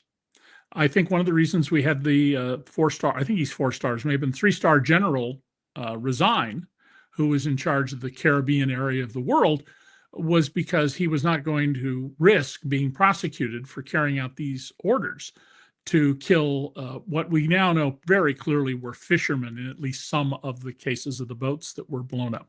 That's Admiral Alvin Halsey? Yeah. Yes, Alvin Halsey. Thank you very much. There's absolutely nothing you can make a case out of here. And, Donald Trump may have just moved Mark Kelly into the White House. I mean, Kelly's biggest liability as a presidential candidate for the Democrats is he has been, I don't know if hostile is quite the right word, but he's not someone who has stood up for working people and for unions about their compensation. That's something he can change if he's serious about it. The others, you'll notice they're not going after. They're only going after Kelly, which tells you that they see Kelly as the threat. Now, there's a long history in the military of, the book Robert Sherrill wrote 60 years ago, military justice is to justice as military music is to music, of loading up military tribunals with people who will give you a predetermined result, just like a Soviet or Chinese court. I would be very surprised if they actually bring Mark Kelly up on charges. They have to reactivate him, which if you're an officer, you're subject to reactivation up to the age of 70, and Kelly's in his 60s. If they ever get to a trial, but if they do, it would be pretty shocking if any military tribunal were to find any kind of charge against him for stating the law. In addition to that, and this is why I don't think they can bring him to trial, there is the speech and debate clause in the Congress. And Kelly did not speak on the floor of the Senate. This was clearly a protected speech for members of the House and Senate. Yeah, it seems absurd on its face, but the Pentagon is ramping it up. And so on the Pentagon, let me quickly follow with what is the news out of a military that it's run by a guy, he got the FIFA Peace Prize. I'm really surprised that Donald Trump let's applaud. That's such a great accomplishment. I'm surprised that a guy who's so committed to peace would be so also committed to blowing these boats out of the water, as apparently another handful of boats and another group of potential drug dealers or drug transport vehicles and their captains are now gone. I wonder if you could speak to this flex that continues, and these are essentially like snuff films, these pictures of these boats being blown out of the water. Tony's got a bunch of them up now. Yeah, they still haven't given us, however, the second attack on the boat where there were apparently two men clinging to the wreckage. Right. First of all, in modern warfare, you don't kill people who can no longer be a threat to you. I mean, there's even a Nazi U-boat commander who picked up British soldiers and dropped them where they could get to a beach after he sunk their ship. There's another one who basically killed everybody, but that's what you're supposed to do. In World War I, where we had the first dogfights, German pilots did not shoot down anybody who jumped out of their failing plane and had a parachute. They could have machine gunned them to death. They didn't do that. That's dishonorable conduct. But we have a president who has no honor, doesn't even know what the concept means. We have a hard-drinking Secretary of Defense who is all about lethality and has no idea what his job really is, and has no conscience, unlike, Robert McNamara, who was a big proponent of the Vietnam War. Later, partly after a conversation with the former LA Times book editor Steve Wasserman, a journalist, began to publicly acknowledge that he'd made a huge mistake, that we had been wrong in Vietnam. And he went to his grave feeling guilty, as he was haunted by that. Exactly. Yeah. But he recognized that he'd made a terrible error in judgment. You're not going to see that out of Donald Trump, and I would be very shocked if we ever see that out of Pete Hegseth. What I would say is, Mr. Hegseth, be careful, because if we get out of this and we get a new administration, you're going to be one of the first people who will be investigated, indicted, and prosecuted for murder. That is something that Democrats, I think, should say over and over, or anyone with a sense of decency. Yeah. I think there are two things the Democrats have to say from now until November of 28. We're going to deal with the Trump administration and the corruption in it, with the pardoning of major drug dealers and sexual predators and money launderers and the people who did this work. And remember, Donald Trump's pardon czar, Alice Marie Johnson, was serving a life sentence for drug trafficking. We're talking about tons of cocaine, which is sold by the gram. That is the 28th of an ounce.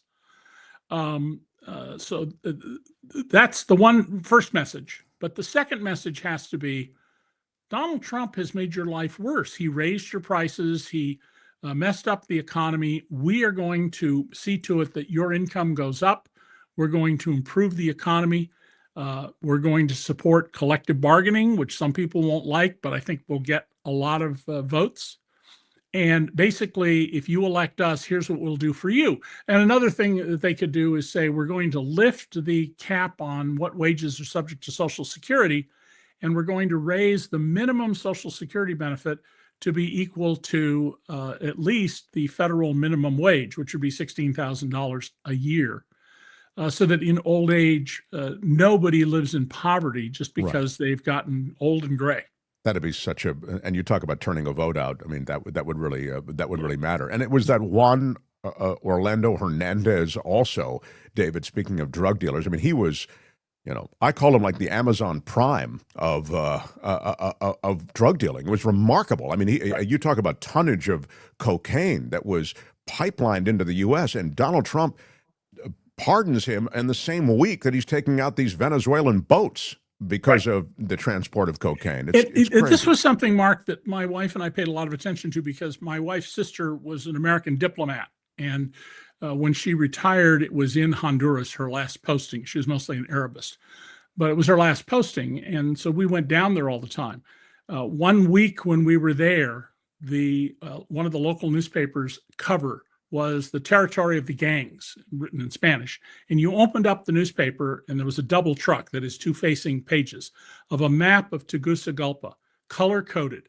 This is this gang, this is that gang, and showing the different crimes they were into, along with a story, if not that day, one of those days, about a city bus driver who they robbed almost every day. And one day he said, "I'm completely out of money. I don't have anything." Okay, that's fine.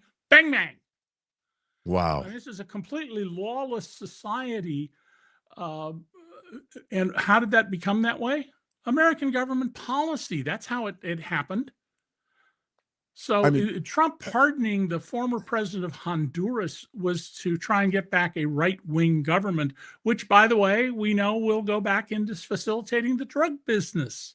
Well, the Hondurans, to your point, were saying, this is a bad guy. He created the kind of violence you're talking about. This sort of Scarface type violence was everywhere, and the control of these really were narco-terrorists who controlled so much of Honduras and the government of Honduras. And the notion that the Americans finally got him after all of this work on the part of the Justice Department and investigative agencies, and then Trump just pardons the guy. Well, it was unfair. It was really unfair. I mean, it's Donald's position. It was really unfair. By the way, the reason so many people, particularly from Honduras, but also two other countries in the Triangle, came north during the Biden administration was that Donald Trump shut off the financial aid we were providing to these places. And when they did that, that gave more power to the gangs, to the narco-trafficantes. And so, as soon as your little girl had a figure, they would force you into prostitution. And if mom and dad say no, oh, that's easy, we'll take care of that. Bang, bang, now we're taking your daughter. And the Biden administration really messed up there by not saying to Congress, we need to put a lot more money back into this place so people stop coming north. They're coming north so their children aren't killed or they aren't killed by these gangs that have absolutely no remorse. They're completely ruthless. And this is how they make their living. And Tegucigalpa is so dangerous that each day United, Delta, and American have a flight into that airport. The flight crews are not allowed to leave the sanitary airport, the area where you're past security. They have to stay right by the gate where their plane is. They land, they unload, they reload. Within about 90 minutes, they're gone. Wow. That's how dangerous it is. When we were picked up by the people who ran the hacienda of my sister-in-law, they would have the car brought right up to the front of the airport. We weren't walking through the parking lot to get to the car, and we'd head straight to the house where we paid after my sister-in-law died, along with all the neighbors, for a man to stand there with a shotgun protecting the neighborhood. Sure. I mean, and so the U.S. government decapitated that horrible government that had enabled all of that, that had animated all of that, more than enabled it. And Trump just, and you saw the Trump letter, you saw the letter from Hernandez or saying, Your Excellency, I was the victim of the Biden witch hunt the same way you were the victim of a Biden witch hunt. Right. And one of the things we don't know is how much Trump really understands what's happening here, but how curious that one of the biggest drug traffickers in America, Ms. Johnson, is the pardon czar under Trump. How bizarre that a person in that position, who Kim Kardashian, sort of adopted as a cause, and who says, I'm so thankful that I was given a second chance. She becomes pardon czar, and we start pardoning other big drug dealers. Pardon me if I'm suspicious that something's going on in the background here that we're not seeing. And I don't mean that Trump is openly selling pardons. That's very clear. All sorts of million and multi-million dollar money being placed in various places for swindlers, drug money launderers, and drug traffickers. But who else might be making money off of these deals? What relationships are going on that we're not seeing? And I think that the major thrust of the Democrats, as soon as we get past the November elections in 2026, has to be corruption and really dialing up the heat. If they win the House, which seems at this point virtually certain, hiring significant staff, getting people to volunteer if need be, and just completely inundating us with investigations of criminality, because this is a pro-criminal White House. Don't beat around the bush about it. It is a pro-criminal White House run by a convicted felon who is the third generation head of a four-generation white-collar crime family. Well, and continues to till that soil. I mean, it's so corrupt. It's manifestly corrupt. And I agree with you. I've been saying this since they came in. I mean, I think it's a winner. It's a political winner. It's not the only drum you should beat, but it's definitely one that should be beaten loudly. No, you definitely also have to say to people, we're going to make you better off. I mean, just keep this in mind that since 1973, The bottom 90% of people in this country are worse off than they were way back then. So if that's 50 years ago, you're talking about your grandparents at your age in most cases. I remember when I was with the LA Times in San Francisco and I bought a house down in Santa Cruz up in the woods for my kids. I had a lot of neighbors who were airline pilots, and the senior captains who flew 747s, pretty new airplane back then, and Lockheed L-1011s, the jumbo jets, they were making basically $1 million a year in today's money. Not all pilots, just the ones who were way up there. The highest paid pilot in the country, according to one of the pilot publications in 2023, so it is 2 years old, was a Delta pilot who made $457,000. Pay has just come down in real terms all over the place. And the Rand Corporation study shows that had the 1973 income distribution of this country stayed the same, that is the share of income going to people at every income level stayed the same, the bottom 99% of Americans would now be making 67% more money. So if you're lucky enough to make $100,000 a year, you would be making $167,000 a year. If you're making $50,000 a year, you'd be making almost $84,000 a year. And that's government policy at work. And both parties are liable here, but the Republicans much more heavily than the Democrats. The Democrats basically just acquiesced to the Republicans because they didn't feel they had the public support to push back. Well, the coring out of the middle class is one of the tragic stories of the last few decades, and you've written a lot about it and stated it and kind of laid it out in so many different ways. It was very nice, Mark, when the HBO show 6 Feet Under was on about the family that had a mortuary, and James Cromwell was brought in as the boyfriend of the widow. And in 3 or 4 episodes, he's holding up my book, Perfectly Legal. And one of them, just wonderful. He slams it down on the kitchen table and goes, "The slow, deliberate murder of the middle class." Oh, that's wonderful. Never hurts. Hey, David, thank you. We'll talk. I guess we have one more conversation before Christmas. I look forward to that. Take care. Thanks, my friend. David Cay Johnston, everyone. Right on. Right on. I am looking over my soundboard, Tony, and I've lost my way. Here, what happens if I press this button? I see. Okay, very good. The Mark Thompson Show.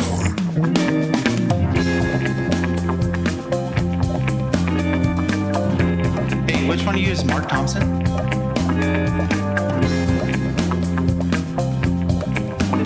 Y'all can all go to hell, and I'm going back to Texas. I blame you. You just don't get it, do you? You don't. You cannot say you love your country. Morning. Where are my weed smokers at? Your Honor, I'd like to ask for a recess. I love it when you're angry. We're in better shape, but I don't think we're in wildly better shape. They pay me a lot of money for having attitude. This is a man with anger. This is a man that has resentment towards you. There's always been, in this country, 30 to 35% idiots. That's pure speculation. That's not fake. That's real. Have you ever been a member of the Chinese Communist Party?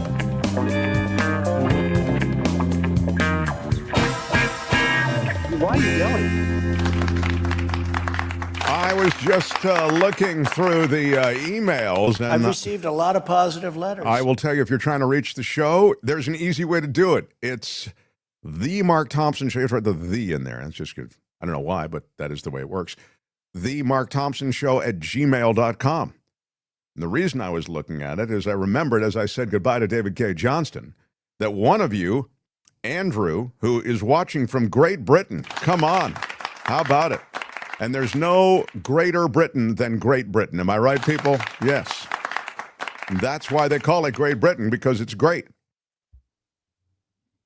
He said, "Hello, everyone. I'd love to hear David's take on this." And then he goes on to ask a question, which I, of course, did not ask him because I forgot that Andrew had written me an email. So again, if you want to be part of the show, themarkthompsonshow@gmail.com. You can send in questions for David Cay Johnston, for Sarah Kendzior, for Gary Dietrich, for whomever, for David Katz, who comes on Thursdays, for John Rothman tomorrow, or just for me.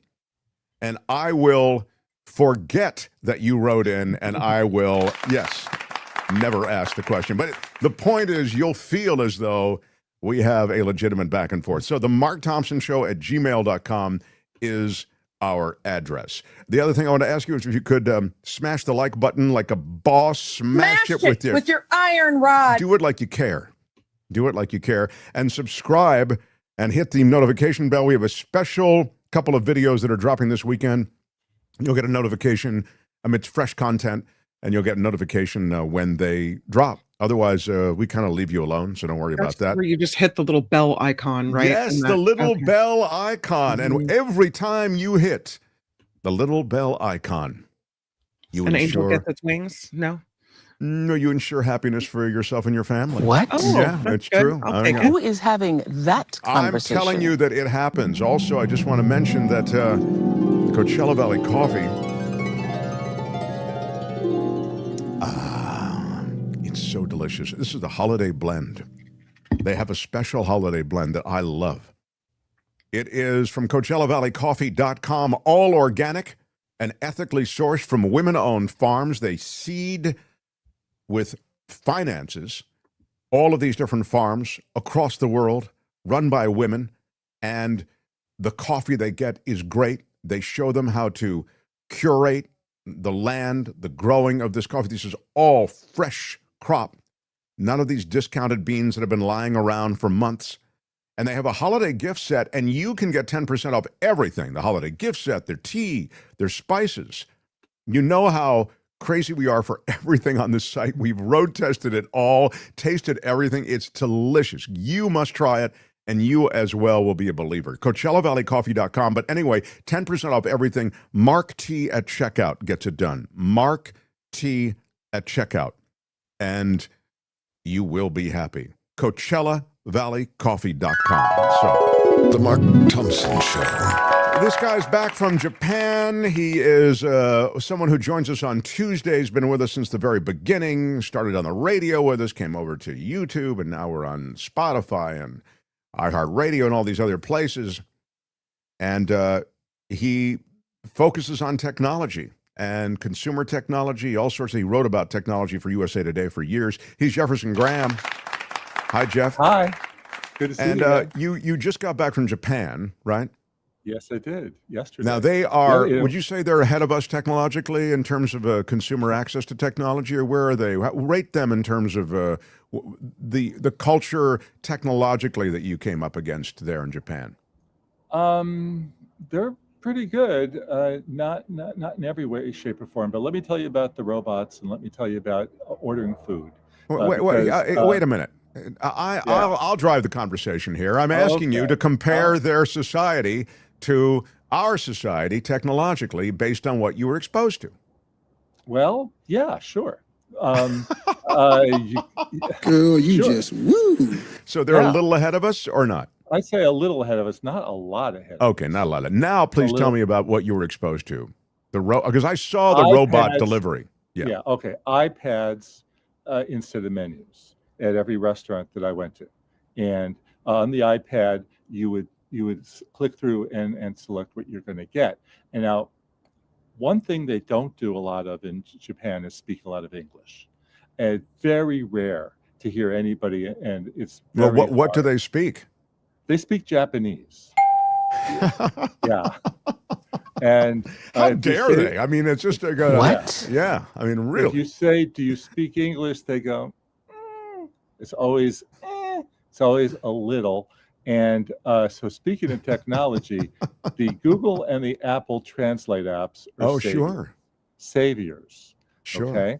And so you'll speak into the device, into your speak into the Android device or type into the device, and up comes the word in Japan, and you just show it to them, and they know enough to pull it out and talk to you that way. I see. One really funny story was that at the hotel, I said, where on the map are you? And they go, huh? And, like, where was I? And they said, wait 1 minute. They didn't say wait 1 minute. They put up a finger. And they pull out an iPad and they call something up, and up comes an operator who understands English, who will now talk to really me cool. on the iPad. Okay, so that was fun. The biggest tip I have for anybody who goes there is to get the international plan, because you are going to be using your phone way more than you would use it at home, if you can even imagine that, because of the translation issues. So so you order on the iPad, and that order then goes back to a kitchen, and then what happens? Well, when you order on the iPad, it's translated. There's an English menu because it's on the iPad. And so you order, and then the next thing you know, this little robot, which we have footage of, comes out and delivers your food. And it's kind of fun, a little different. You'll have something for me in there? You'll see that I've got a great little parfait there, 2 parfaits. I was there with my son and daughter-in-law and my wife Ruth. And when you're done with your food, then you press the button on the robot to let him or her know that it's time to leave. And you will see my son put his finger on there, smashing it like a boss, as a matter of fact. Yeah. That makes, and there goes the robot. There goes the robot. Now, I went to McDonald's. You would not be doing that probably, but I went there many mornings because I'm a big fan of Egg McMuffins. Sure. And what is really great is that it used to be, because this is my 10th visit there, it used to be Egg McMuffin. And they go, huh? And I go, and you start pointing at things, and they don't get it, and you ask for orange juice, and you get a Coke. Now, you know the machine that they have at the McDonald's? I don't know the last time you went to McDonald's, Mark, but they now have a machine where they don't want you to order at the counter. They want you on this machine. Do you know what I'm talking about? I don't, but I mean, I've seen it on the drive-through. I think maybe, I don't know. I don't go to McDonald's, not out of any kind of philosophical problem. I just don't go. Yeah, right. Just, but it's a big, giant. Let's just think of a 6-foot iPad or something. Like that. And they have that in the U.S. and in Japan. Yeah, but it's more pronounced there, and they translate on the machine. So now you can actually order and get it right. Now, I did go to one McDonald's. Not that I go to McDonald's every day, but I was there for 2 weeks. But I went to one McDonald's and I ordered a hamburger. It turned out it was a teriyaki burger, but I didn't know because there was no machine, and they could not understand what I was saying. It is the most American thing ever to go to McDonald's when you're in Japan. Also, they have different things on the I didn't go there much. I only went there a few days because I was there for 2 years. Just went there. You're in Japan, you know. Yeah. Okay. Yeah. Okay. So one night, just to defend myself, we stayed at a hotel in Kyoto. There was one restaurant that was open, and it closed at 6:30. And we ran over there at 6:31. They wouldn't let us in. They closed the restaurant at 6:30 at night? They close at 7, and they take their last order at 6:30. So our plan was to go wait a minute. We're going to stop. I'm sorry because, by the way, I think it's perfectly defensible that you go to McDonald's because it's kind of a different experience to see what it's like compared to the American McDonald's. So, but we'll get back to that. Let me just get back to do many of the restaurants close at 7 o'clock at night? In Kyoto, where we were staying, we were in an area that didn't have a lot of restaurants. In Kobe, where we were most of the time, I mean, hundreds within 2 or 3 blocks that you just wouldn't believe how many there were. But in this particular case, there were none. I see. So okay, continue, please. Sorry. The restaurant closed at 6:30. Then the restaurant at the hotel was buffet only. And I'm sorry, but the food looked like it was made 7 days earlier. And I couldn't do it. So we ended up at McDonald's and got the teriyaki burger, which was terrible. But anyway, the other thing, just again, get the international plan, get as much data as you can when you go overseas, because you're going to be using that Translate app all day long, and the transit apps to try to figure out how to get around places and things like that. When they speak to you, can they speak into the phone and you'll get the translation, or is that a more awkward kind of exchange? I think they can, when they speak but it's to easy you. enough. Yeah. They can. It was easy enough to just type in, I'd like a glass of water, or you just say water. Yeah, question I'll tell mark. you why. The restaurant thing is one thing, 'cause it's a more controlled environment. But I'll tell you why I asked, because when I was in Colombia recently, I speak Spanish, but I can't really. They speak it very quickly. It's almost like a different language the way they speak it. And the cab driver was speaking to me and asking me if I wanted some route or the other, or if we wanted to stop here or there. And I couldn't understand him. And I tried to stick the phone. I just tried to catch as he was speaking. And I was really completely unsuccessful in that. And I just wonder, that's kind of, I'm always hearing or seeing this kind of exchange between travelers and natives, native speakers, and then they were in the earbuds or something, and they're both, they show you all these magical ways in which people communicate.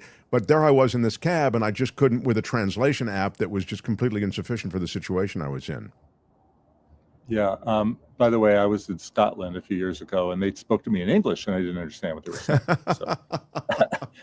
Could not, and my wife couldn't figure it out either. And then I was in Sicily, 2 years ago, and I met a guy, and we struck up a conversation, but the whole thing was on the phone.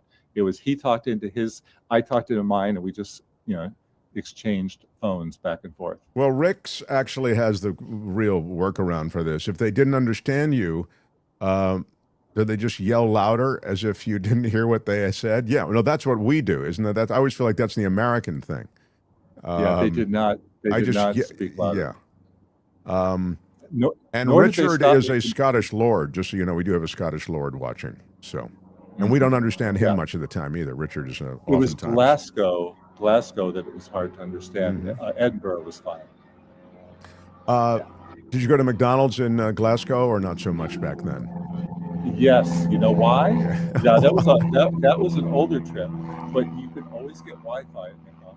Oh, I see. For tech reasons. A lot of the traveling is based on where can I get a Wi-Fi signal. McDonald's will always give it to you. Now, what else can you tell us? Oh, great tech lord! Christmas is coming. Hanukkah, I think, is underway already. It is. And little gifties, air tags. I feel like air tags are the big, maybe that's so last year. But what is they're inexpensive. I have them. I put them in every suitcase and every backpack. And by the way, the wife did not lose her phone once during this trip. Wow, that's extraordinary. Yeah. Because you remember the last time 3 times. Oh, usually you have a story of multiple losses. And did you lose anything? Not this You're time. telling me the whole Graham family didn't lose anything on this trip? That's extraordinary. We stayed in the same place for 10 days. So you and your wife in one room, and your son and daughter-in-law in the other? They live there. Oh, wow. Yeah. They live there, and they're not able to speak Japanese? They speak fluent when I'm around them, but there were many mornings that he was not around at 5 o'clock because I get up really early, as you know. I see. You get up at 5 a.m.? Every day, yeah. And what do you do at 5 a.m.? I usually after you pee. I usually open up the computer and start editing video. Okay. Yeah. Gosh. You're a dedicated professional. I love but it. I overslept today to 6:01. Isn't that terrible? I'm gonna What? All right, Jeff. Find Jeff at Photo Walks TV. You can you can jump into the warm, beautiful pool that is the Jefferson Graham experience. He goes all over the world. And this weekend, we have the Christmas in Japan episode. Oh, that's very cool. How does a McDonald's celebrate Christmas in Japan? Any decorations? Okay, now, since we're having fun with fast food, the big thing in Japan on Christmas Day is going to Kentucky Fried Chicken. Do you know this? No, I did not know this. It is a big national obsession with Kentucky Fried Chicken. I'm shocked by this, in fact. Yeah. And so one day we went over to Kentucky Fried Chicken with my Tony's son got the and picture up daughter-in-law. on YouTube. I love it. Yes. And we got a bucket of chicken. And Mark, I know you're a vegan, but let me tell you, the chicken is better there. They make it way better at KFC. That's not fake. That's real. Yeah, but it is. It's weird that it is. I guess since it's Kentucky Fried, it would be Colonel Sanders. But there's Colonel Sanders in Christmas regalia. That's why I'm just describing it to people who are just listening. And so it's a statue of Colonel Sanders, Colonel Harlan Sanders, with like a Santa hat and Santa outfit. That's very, very cool. And you have to put in your reservation weeks in advance, or you won't get your chicken on Christmas Day. Wow. They have a special menu that comes with chicken and a special Christmas cake and a cheese dish and biscuits. Oh, well, And, it's certainly worth calling ahead when you see the Christmas offerings. And I interviewed several people who've already put in the reservation. I love it. Yes, it's way better, cleaner, crispier, not as greasy. No? Look at And you. as part of this job, I had to go there and test it out. Yes. Well, you give, and you give. All right. I will recommend it again. Photo Walks TV. Jefferson Graham, he's here on Tuesdays. Thanks, Jeff. Thanks, Mark. Bye-bye. The Mark Thompson Show. Hey, which one do you use, Mark Thompson? Smash it with your iron rod. Smash that like button, everybody. It's I'm wearing the Project 1984.5 T-shirt because we are in an Orwellian time.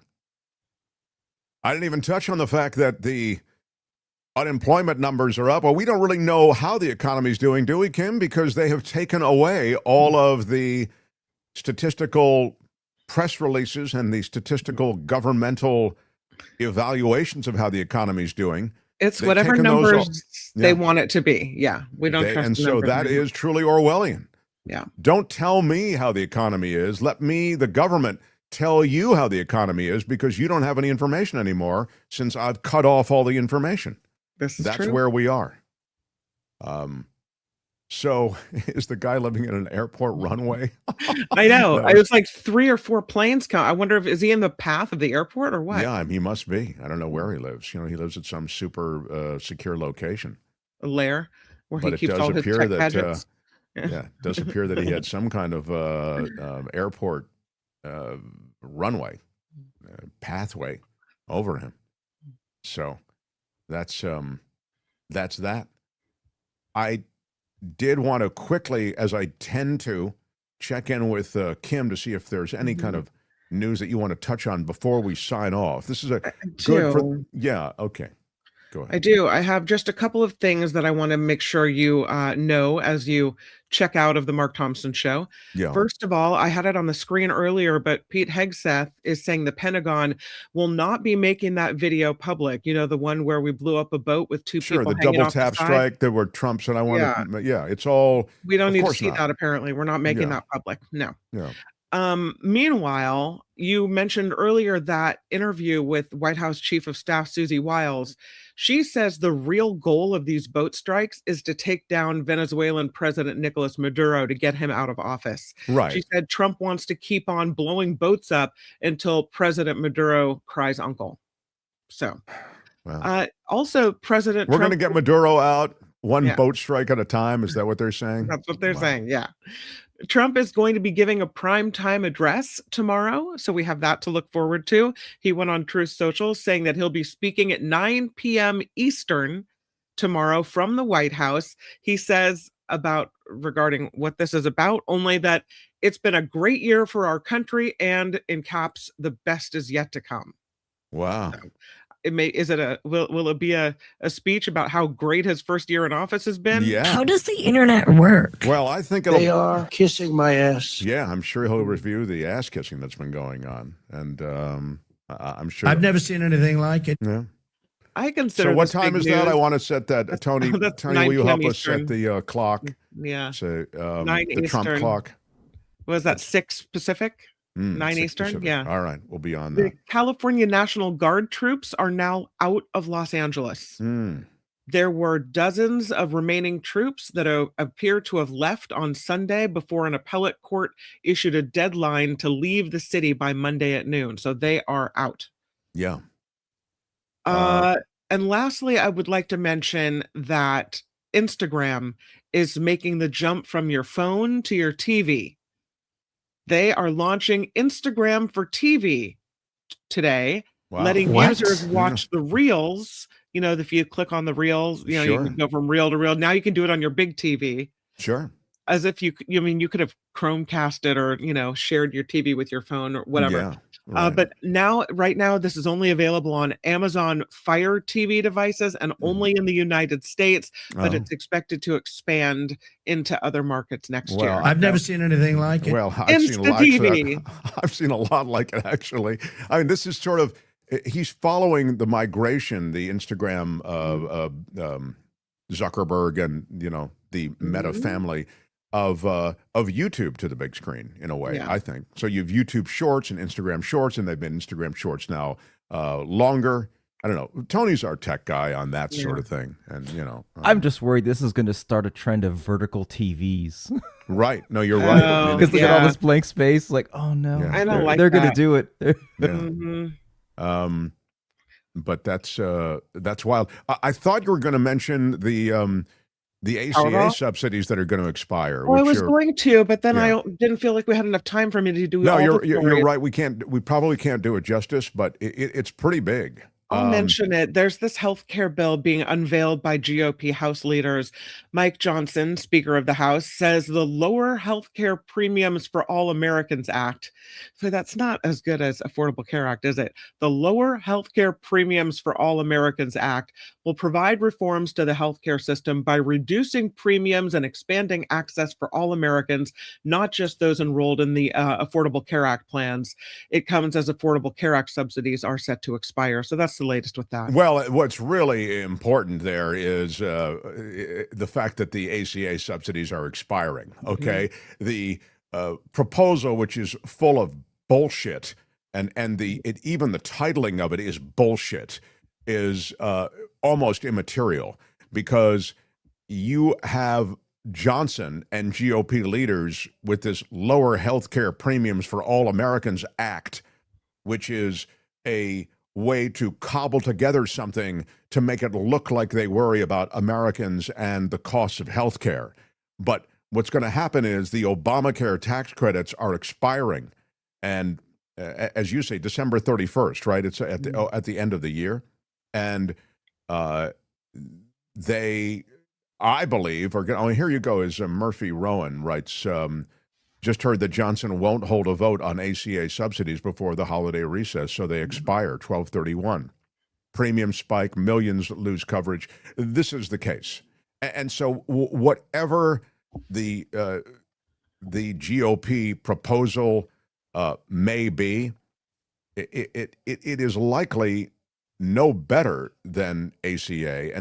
And I'm suggesting, because of the direct nature of what's been suggested with Trump subsidies, et cetera, it may be worse, and that it doesn't really address the spiraling healthcare costs that afflict the American healthcare system. You know, I think I forgot the most important story.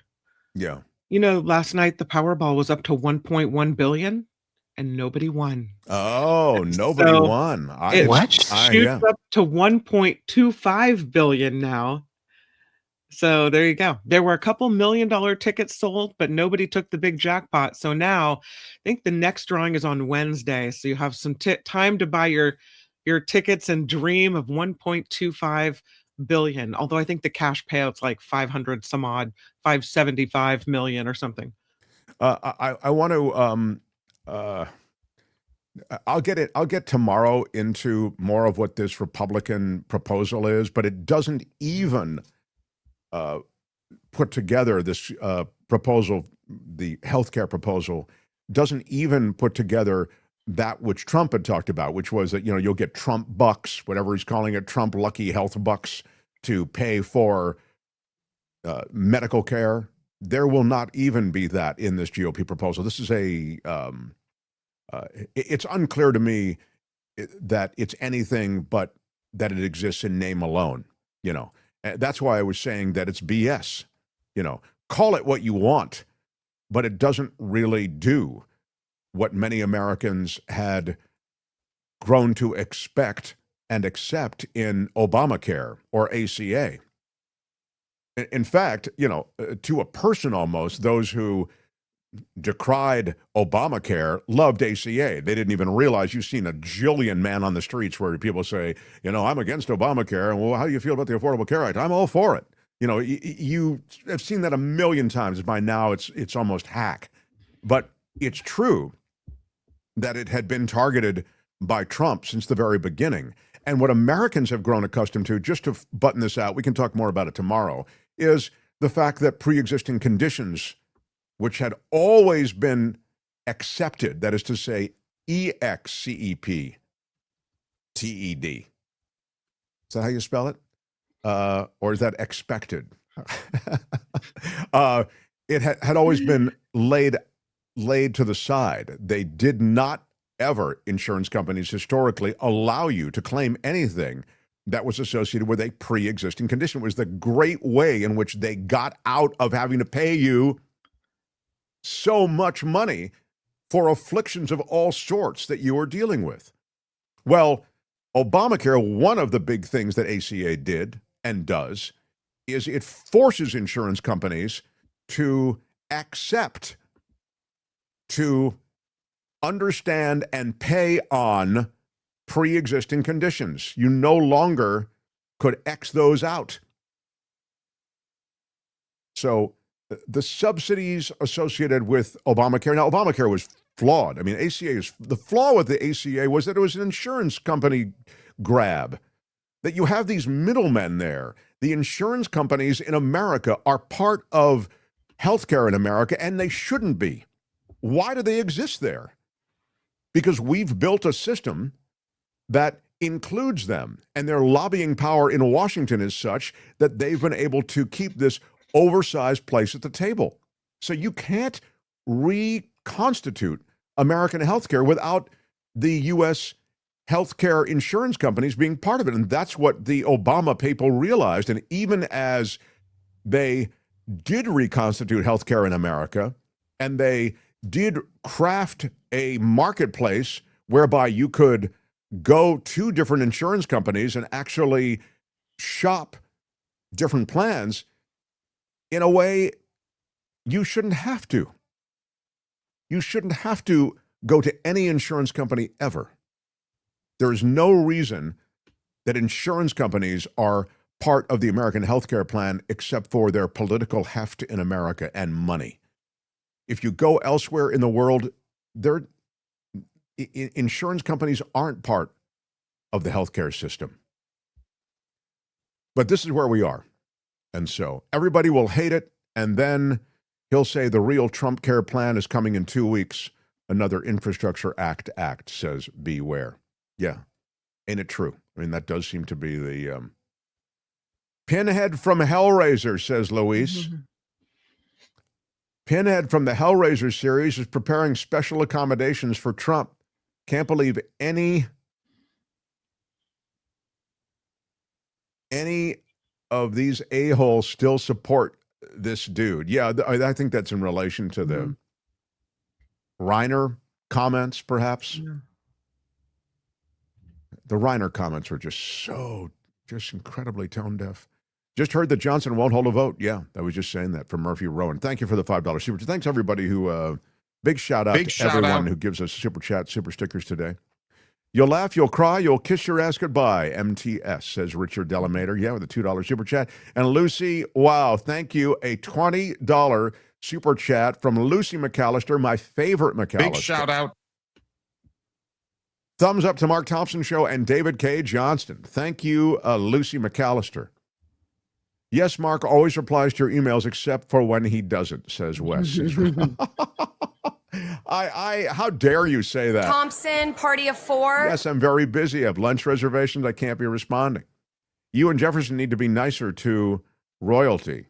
Yes, Richard Delamater, who is the royal, you're a Scottish royalty, is that what you were saying? Or you were just saying you're a royal pain in the ass? I don't know which, but I'm just saying. What? It's possible that it's, we left a lot on the table, but we left all of ourselves out on the field. I want to Shout out Tony. Thanks, Tony. Yeah. Who, he's a truth teller.